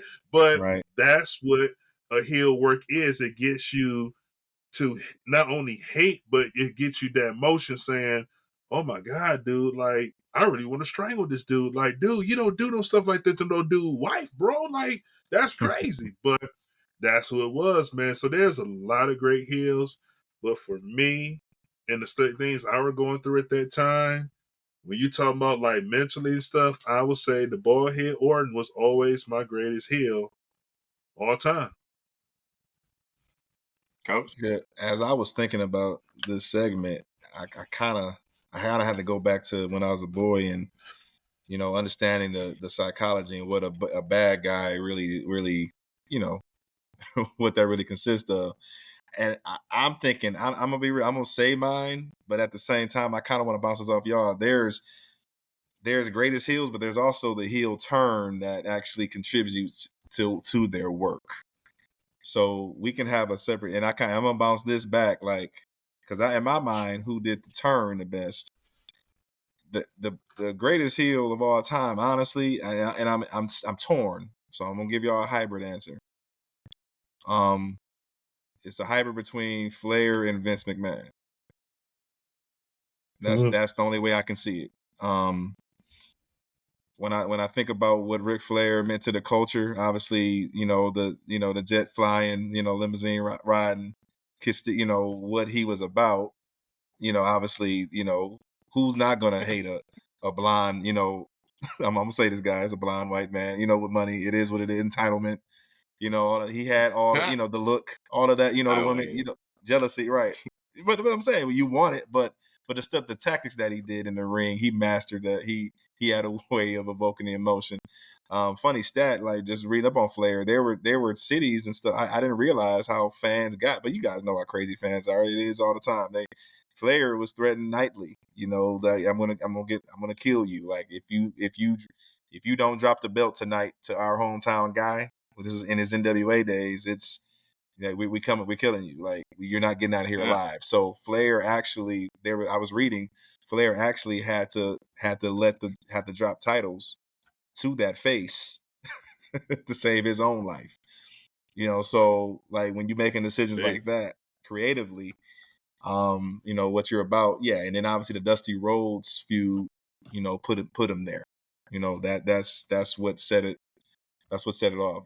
Vince, the other side of where on the coin is obviously what the boss, who Vince is as a man, and the Montreal screw. There wouldn't be a Mr. McMahon without the Montreal screw job. That was real hate. Like, that was real, real vitriol that the wrestling world was spitting at him. So the once again, being the creative business genius that he is, he makes a character from it and becomes one of the one of the greatest rivals to obviously the hottest WWE wrestler of all time. With Stone Cold, but what Vince with those two guys are about: entitlement, power, you know, holding out over you. I'm better than you type ammo, and then I'm going to pull out all the tactics, pull out all the stops, to make your life to remain on top and build off of that. And then, but you got to think about how their characters evolve too. Vince, there was Vince, did had the factions. We talked about him. So he was able to kind of take those and run with them. But when I'm thinking about just flat out bad guy who evoke the emotion, those are the two guys that came to mind. Yeah, for me. But these aren't your favorite guys, right? Like these aren't your favorite heels. Like Griff, it sounds like Randy Orton is your favorite heel, or are you saying like he's the greatest and he's my favorite? Mm-hmm. I'm kind of saying both. And I know there's a couple other more, but I'm just going off the category. If you're saying we're going by one, and if we're going one, Randy Orton is on top for me. Right. Just for the fact, like he was impactful and he was making statements. And then I'm looking at the rivalries he was having with Cena. Like if you really look at that rivalry with Cena, like he had Cena really mentally gone. You know what I'm saying? Like that's the psyche of the Viper. That's why his music was I hear voices in my head. Like this man was literally like, you was talking to him, he was like hearing voices in his head like, oh, this is what you want me to do? Like he was hearing some other guys with spirits like, oh, this is what we're doing tonight. Oh, we're breaking his foot. Oh, we're gonna kick his neck off. Oh, I'm gonna go slap his daddy in front of his face. Like he was doing ruthless stuff, bro. Like he was already something else as a legend killer.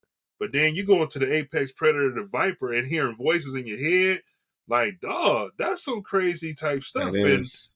And and again, Triple H was my next one up, as well as Chris Jericho. But when it comes to those three, Randy Orton definitely takes the cake. No, you get what I'm saying on the question, like in sense of, like I can have a favorite heel, like a guy that I always rooted for in the sense, but you have to like I have to respect Ric Flair's run, right? Like I have to respect Randy Orton's run. You get what I'm saying? So there's a difference between this is my favorite, but at the same time, like I respect whatever's happening over here in the sense that we respect Roman's, right? Like we respect Roman's heel situation in right now. So, but Coach, you're sticking with Ric Flair and McMahon as favorite and greatest. They're no greatest, but not the favorite. And Griff probably should know who And the only reason I started this conversation by you got to think about the psychology of the heel.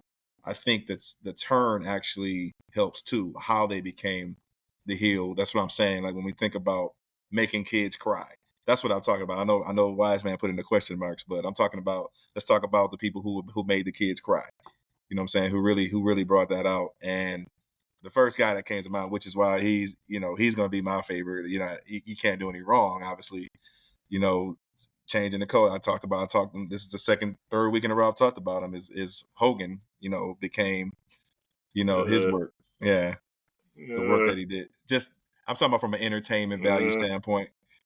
As far as if that's your heel, that's your you heel. Like I have my reasons. Like Orton flat out, because trust me, what I was dealing with that year, and then to see that's what made me say that that's the greatest heel. Like we all can sit here and run down the line. This why this heel, that's that heel. If Hogan's the heel, then he's the heel. But you have a great valid point. He made the person cry, but then look at the era he went heel on. I'm talking about 08 through 2010, or you're talking about 96 back at the beach. So that's a different time frame. But I'm talking about when literally we all seen the episode. I think, Brent, you was here in my living room. We all watched the episode of his evil, of Hogan's evil. Yeah. The amount of care that had to go into that turn, like the amount of work, the amount of convincing him to do it from Bischoff, the amount of meetings that they. I'm not So questioning the heel. I'm not yeah, questioning the turn. I think you yeah, guys are absolutely right. I think it's one yeah, of the things. It's a staple yeah. of wrestling. Yeah, Absolutely. yeah. No, Yeah. I yeah. just And don't what I'm like saying is Hogan. that no, and what was crazy? No, no, no. I was just tripping off the fact that the amount of hate mail, the amount of stuff the amount of flack that Bischoff got when they turned him. You have the kid, and that's just the red and yellow kids, saying the prayers, eating the vitamins. That's what I'm talking about. That's what I'm talking about. The impact that Hogan did and how he did it. But he actually, he was getting stale, and I loved it. It got him more successful, for a little while before that, Yeah, before NWO. Yeah, definitely not questioning the turn because obviously, like I said, it's a staple of what wrestling is today. Like we would not be watching wrestling if that does not happen. Let's be for honest. sure, for Like sure. I don't think the wrestling industry explodes Yeah, to the way it does if right. he does not do that turn. Obviously, Vince was on a run with WrestleMania and things like that, but Hmm. because of that forced some competition that was not there before, Yeah, and yeah. so that's how we got there. I'm not questioning that at all. Oh yeah, yeah. I just don't like Hogan, Yep. Yeah. like as He's a never been wrestler, your guy. I remember that. Never been your as a guy growing up. person, Yep. just not a Hogan fan Never been your guy. whatsoever. And Brian. Brian wants me to share What's that? his pick here, and Okay.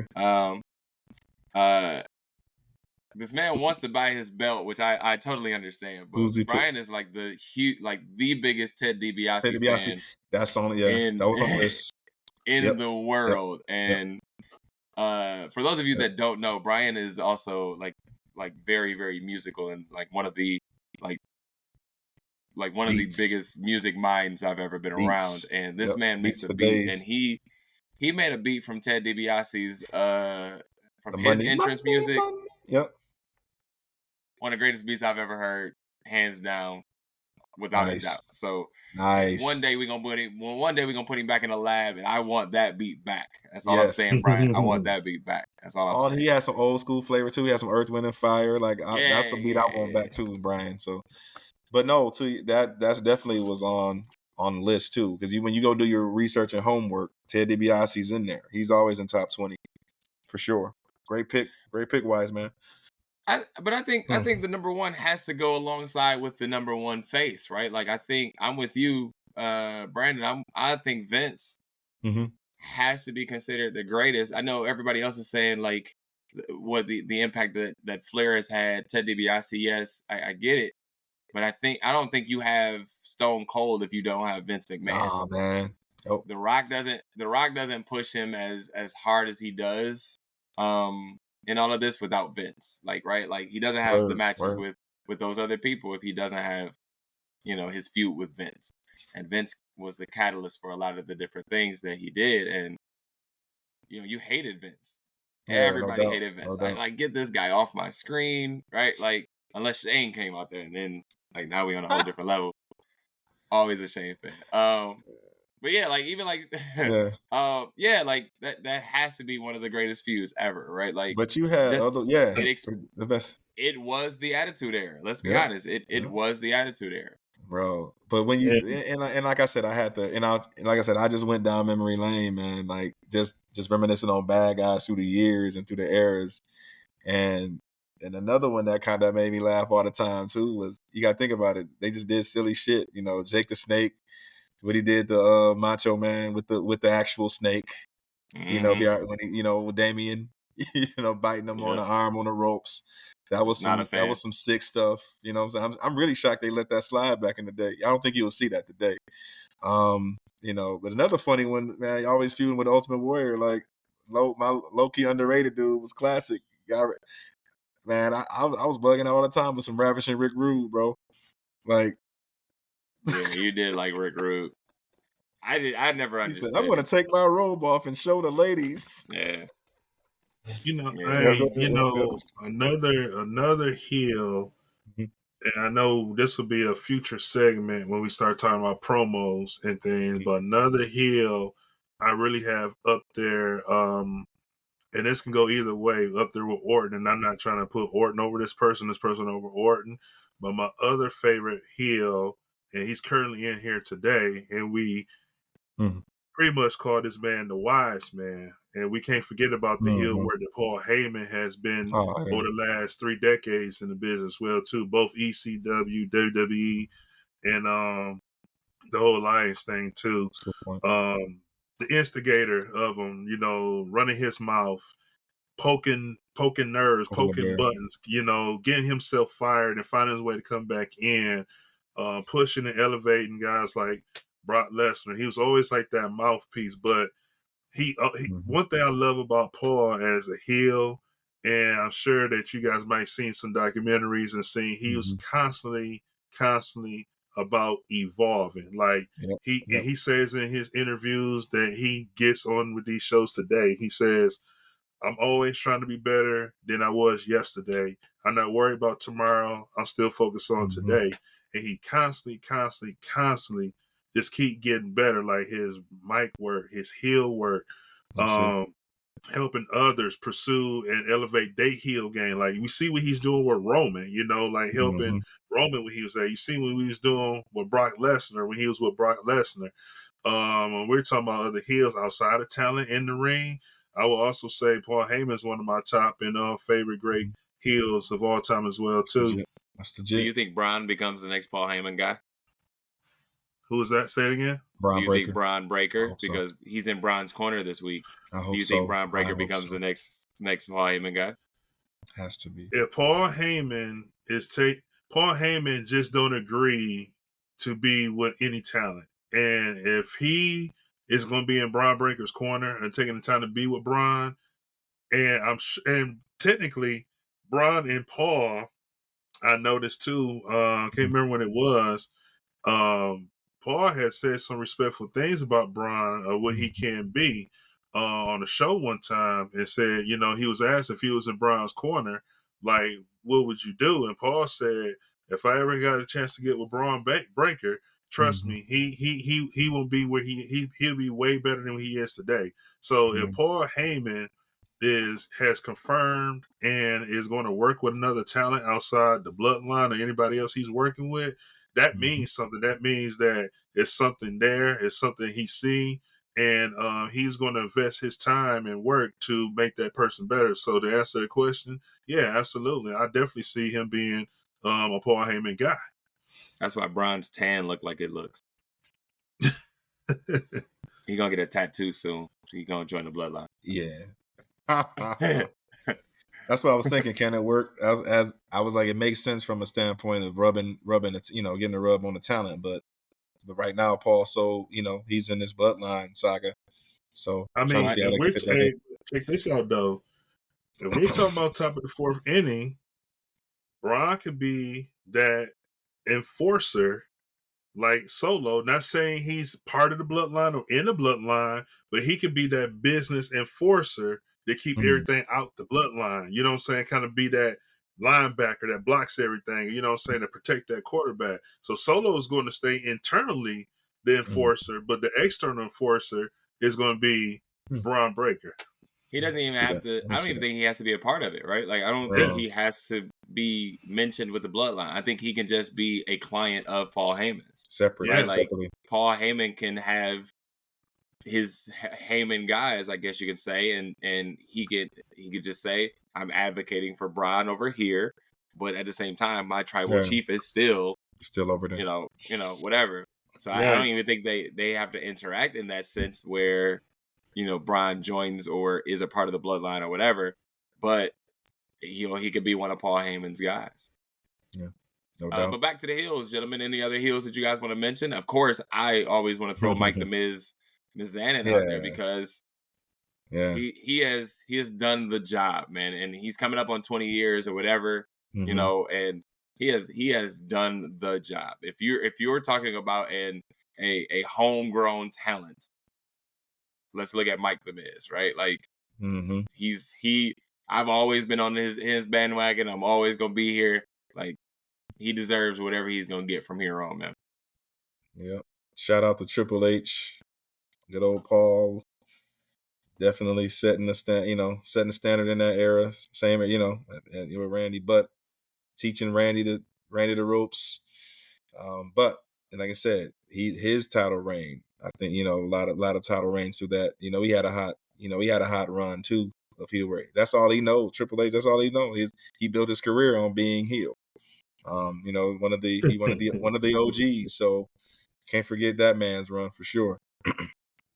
Hey, and let's not forget, I know this one is a sleeper, and this one's not mentioned. I'm going to take it a little bit step higher. You mentioned Triple H, but let's not count out Stephanie. Oh, yeah, right there with him. Very good point. B+ player. Very good point. But I think like all of that trickles down from the OG.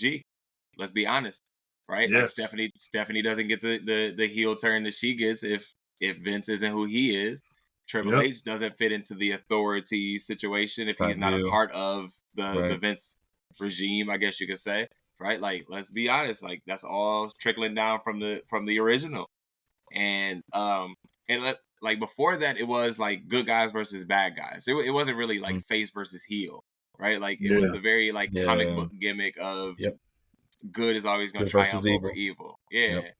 And then the Attitude Era comes around, and now we're rooting for somebody who's fighting their boss in a sense, right? Like, and if it wasn't for that, like where would wrestling be at this point, right? Like we don't, where would wrestling be?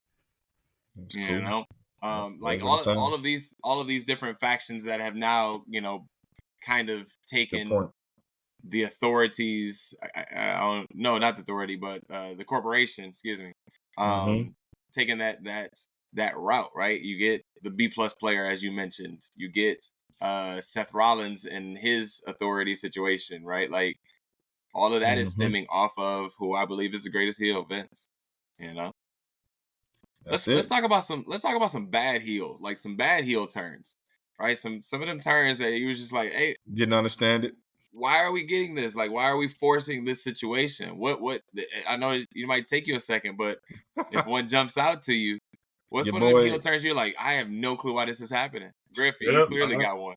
One popped my head just now. I'm gonna give my flowers to my ladies. But when was it Nikki Bella that turned on Brie Bella? That was one that stuck out. As soon as you said it, that was one that stuck out. Then there was another one I definitely couldn't understand. I think this was like recent. God, I want to say it was. Oh no, I take that back. It turned out to be something good.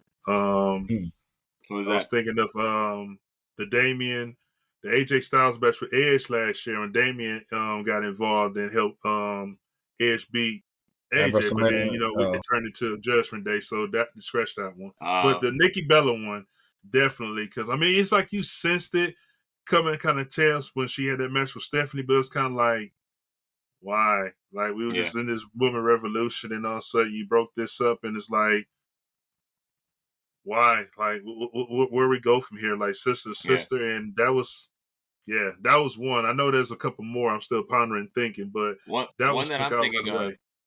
One that I'm thinking of is Shinsuke after WrestleMania 34, right? With when he did the nut shot, right?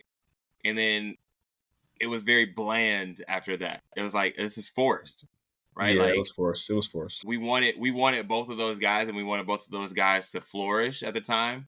And I remember that arena was nuts that night. Like that was the dream match. That was a dream match that everybody wanted. That arena was nuts. And then after that happened, it was like, why? Like, why are we doing it now? Like, what is it? This doesn't make sense. But that's the one that jumps out to me. What was the Army chick name? Who? What's her face? Lacey. You're not talking about Lacey Evans. Lacey Evans. Yeah. They did her bad. Did she end up getting released too? They were building her up to be the next Charlotte, which is why I'm questioning like the Tiffany Stratton thing. I get what you're saying. I understand like where she's coming from, but they were building her up too.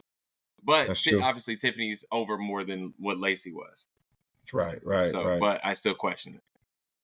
I got two that come to mind. Obviously, one actually killed the Attitude Era along with Rocky Going Hollywood when your boy Austin joined Vince. Yep. Yes. Ooh. That night was like, I didn't understand. I'm gonna try. JR was confused. Yep. They just sold a soul to the devil. Remember watching that pay-per-view? Never happened, Brian. Never happened. Yeah. He said the Rey Never happened. Mysterio, the one without his mask. And then you get they tried to make it organic coming from the Montreal Screwjob, but Brett was not comfortable in his skin doing that, doing that Canada stick, and I Hate Americas. I never thought that was natural. And they tried with that, right? They tried. Like they pushed that, and it just did not seem organic at all. Even Sean tried to get him there. Sean tried to, not even Sean could help him. Before Sean went out, because when he went crazy, wasn't good. So, but those are bad heel turns in my memory for sure. What about from the women's side, gentlemen? We haven't mentioned any women heels other than Steph, but I think obviously we got to talk about Sasha or Mercedes in this conversation too, right? Like, I know she's not WWE anymore, but she's definitely got to be a part of that conversation from a women's side. Are we still talking about like heels, or talking about more like forced heel turns that will? No, I just mean just heels overall. Like, I don't obviously her heel turn. Like, we can't say that she's forced, right? Like, I just mean heels overall. She's natural heel. Outside of Stephanie, I think Sasha definitely would be top 3, top 5 heel just because of her character. I don't like using that gimmick. That's old school, but just her character, her personality, how she carried it, her attitude, the things that she said, and she was like that, like that one of us, man. Like, she was snap back, crap back, So when she was the boss, she really had that boss flair. So she really, probably one of the top women heels up there with Stephanie, in my book, and also too Charlotte. Give Charlotte her credit too. Charlotte to me is like that's it. Top 3 easily. Just who she is. Like, she backs everything. That's one thing about Charlotte and Sasha. When they cut a promo, they don't cut a heel promo and talk trash and then get beat up at the PLE. They talk it and back it up. So I think that takes their heel character and their heel persona to a whole nother level, especially Charlotte. Charlotte, I mean, bro, if y'all really pay attention to Charlotte promos, the way she just stand, like, okay, you done yet? Like, I'm tired of hearing this. And then she clap back with the facts, bro, and cut them deep. You know what I'm saying? It'd be true. Like, I'm 13-time champion. You couldn't even do this. You couldn't last me for 5 minutes. Oh, who was the last time you won a match? Like, she cuts real deep, and then she cuts into the crowd as well, too, and get on them. So, yeah, man, like, Sasha, Stephanie, Charlotte, definitely great heel in the lady side. Yeah, since you went there, and I think I've shared this with both of y'all, Griff definitely conversations. Some men and women in WWE just will never be a face. It just can't work. It won't work. Stop trying it. And the 2 superstars that come to mind that stop trying it is Miz and Charlotte. Like, this, I will never buy Charlotte as a face. I just won't. I can't buy it. I won't buy it. And she's even alluded to the fact, even in her own interviews, like, it was tough. There was an article that came out before. I think I was on the way to Mania 39, and she was kind of telling, on the twilight of her career, she struggled with the face. Like, she had a hard time dapping somebody up on the way to the ring. Like, it was unnatural for her. Like, that's real stuff that affected her. Like, she talked about it was a struggle. And so she was saying, like, how can people really get behind me? But since we've already mentioned her, I think the heel turn that saved the career is Bayley. So, so I think the she hasn't looked back, right? Like, she hasn't looked back, and she should not look back. Like, she hasn't been a face since, has she? Well, 2019, I think was the last time her whole or 2020. Deal, she won't ever go back face, bro. 2020 was the role model stuff, right? Like, during the pandemic. That's when she blew up. That's when she blew up. And when she cut her hair, whatever, during the pandemic when it was in the Thunderdome. Yeah. And she started doing her ding dong show, whatever, knock knock, whatever that show was. That's what I'm saying. Like, Oh, she was a heel. 2019. Yeah, Yeah, she was a heel before the pandemic. Is what I'm yeah, saying. she Yeah, was Yeah, a heel she like before was. that. yeah, Yeah, she she ain't looked turned. back since. That's a good 4-year run now. Yeah. Yeah, Yeah, so and like I said, man, and she has to stay on the dark side to remain hot. Because there's people out there that's looking at her that never looked at her as when she was a hugger. Like she has fans now. You know what I'm saying? So I think she's found her her lane. She's found her groove in that yep. sense that like hmm she's saying things and doing things hmm that are getting her over very, very well. Griff, you mentioned Maurice in the chat. I forgot all about Maurice in her heel runs, and I agree with you. I was in and out on Yeah, I a lot of was. Yeah, that era, but me I too. do Me too. remember Maurice. I do remember Maurice. Yeah. Yeah. Yeah. Maurice, Nice. and of course we all love Maurice. God bless the Miz. Maurice was the stuck up character, Hmm. but also again backed her stuff up. You know what I'm saying? Like she just thought her stuff didn't stink. It didn't, and that was her heel. That was her whole character. Like I'm better than you. Um, I'm gonna say this. I'm gonna do what I want. I'm gonna get what I want. I'm gonna take what I Mhm. want. I can do what I want when I can. And I think she was one of the most underrated reasons I get her to underrated because at that time when she was in there, she wasn't getting much. That women weren't getting much match time and TV Yeah. time like they were today.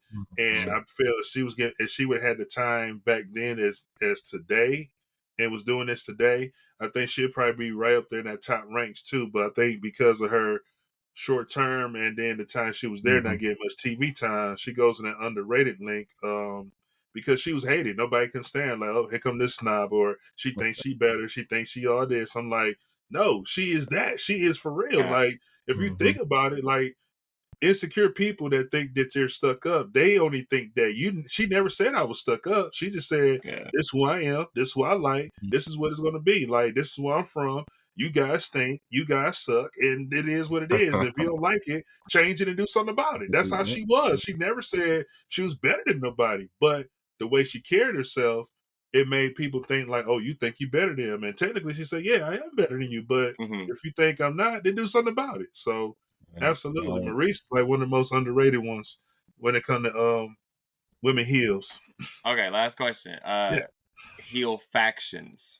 Who is the greatest heel faction? Oh wow! Not again. And again, I'll give you a second. Like, come on, now y'all. We ain't gonna just have discussions and just sit We here and just just like, Ain't no, it's no we ponder just means. did it. Whatever y'all want to oh, say, okay, you want Brian. to I mean, say. that's Brian taking my thunder. That's what I'm thinking because I'm just so pro that foolishness back in the '90s. But for what they're about, I'm going to go NWO for sure. My end. I'm staying with Evolution. Okay. The I difference thought you between might. Evolution and NWO. hmm NWO was inconsistent. They were heels. They kept adding. Then they split up. Then you had heel NWO. Then you had the face Wolfpack NWO. However, Evolution was heel from start to finish. They broke up. Um, That's legit.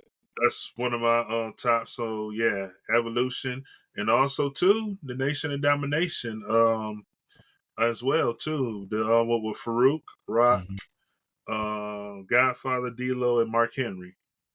Gotcha. Yeah, I was gonna agree with that Culture. one. I was gonna say I would put the Nation up there.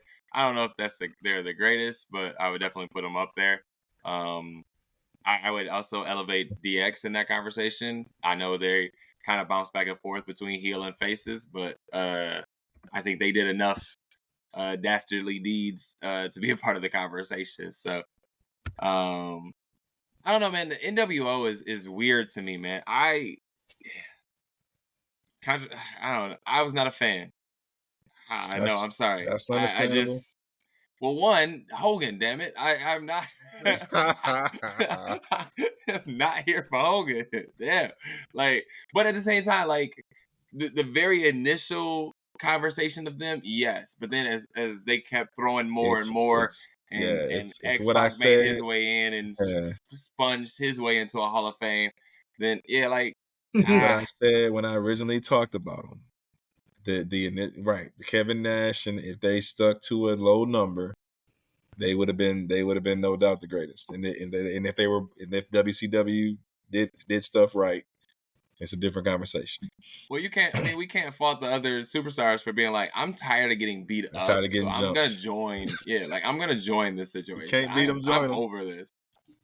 I'm over this. But I mean, if we're saying like who had the greatest, like throwing Rey Mysterio into a production truck moment, then obviously it's NWO gets my vote every time and my support.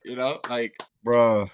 Gentlemen, you're doing God's work. That's what you're doing, gentlemen. And I'm here for it. So I Man, appreciate awesome. what you guys do. Awesome. But boys, awesome. man, another episode good, and another conversation, man, and good chopping it up. This has been a godsend, just an opportunity for us to come together and fellowship with one another, So always happy to be a part of this conversation with you boys as we discuss something that we all love and enjoy. So as always, man, Coach, let them know where they can find you. Coach Montay 24 on IG. So same deal at Coach Montay 24. Like I said, continue to hit that like button. With subscribers, more viewers. We got a post yet? Continue to show up. Yeah, so our way. We do. Yeah. Do we got a post? I'm being social media, so we'll figure it out. All right. Man. We got a post, ladies and gentlemen. Yeah, boy. Griff, let them know where they can find you, brother. Absolutely, man. You can find me on X. I'm gonna be more active on X now that I'm back from Mexico, and that'll be CGriff84 and IG, Instagram, Griff Nation, all one word, 84. Griff Nation 84. And as always, you can find me on X and on Instagram at JackieMiles42. And man, wrapping up this episode, we appreciate all of our loyal listeners and our followers. Continue to support us, and we appreciate you. Keep the wrestling chatter again. Brian said find him on Cash App. That's a whole nother conversation. But make sure you keep the wrestling chatter alive by engaging with us on social media. Like, share, and subscribe. Send it to all your people and let them know this is a cool conversation you might need to check out. This is the Ebony Championship Wrestling Podcast, signing off but never tapping out. And we'll see y'all next time. Peace. All right.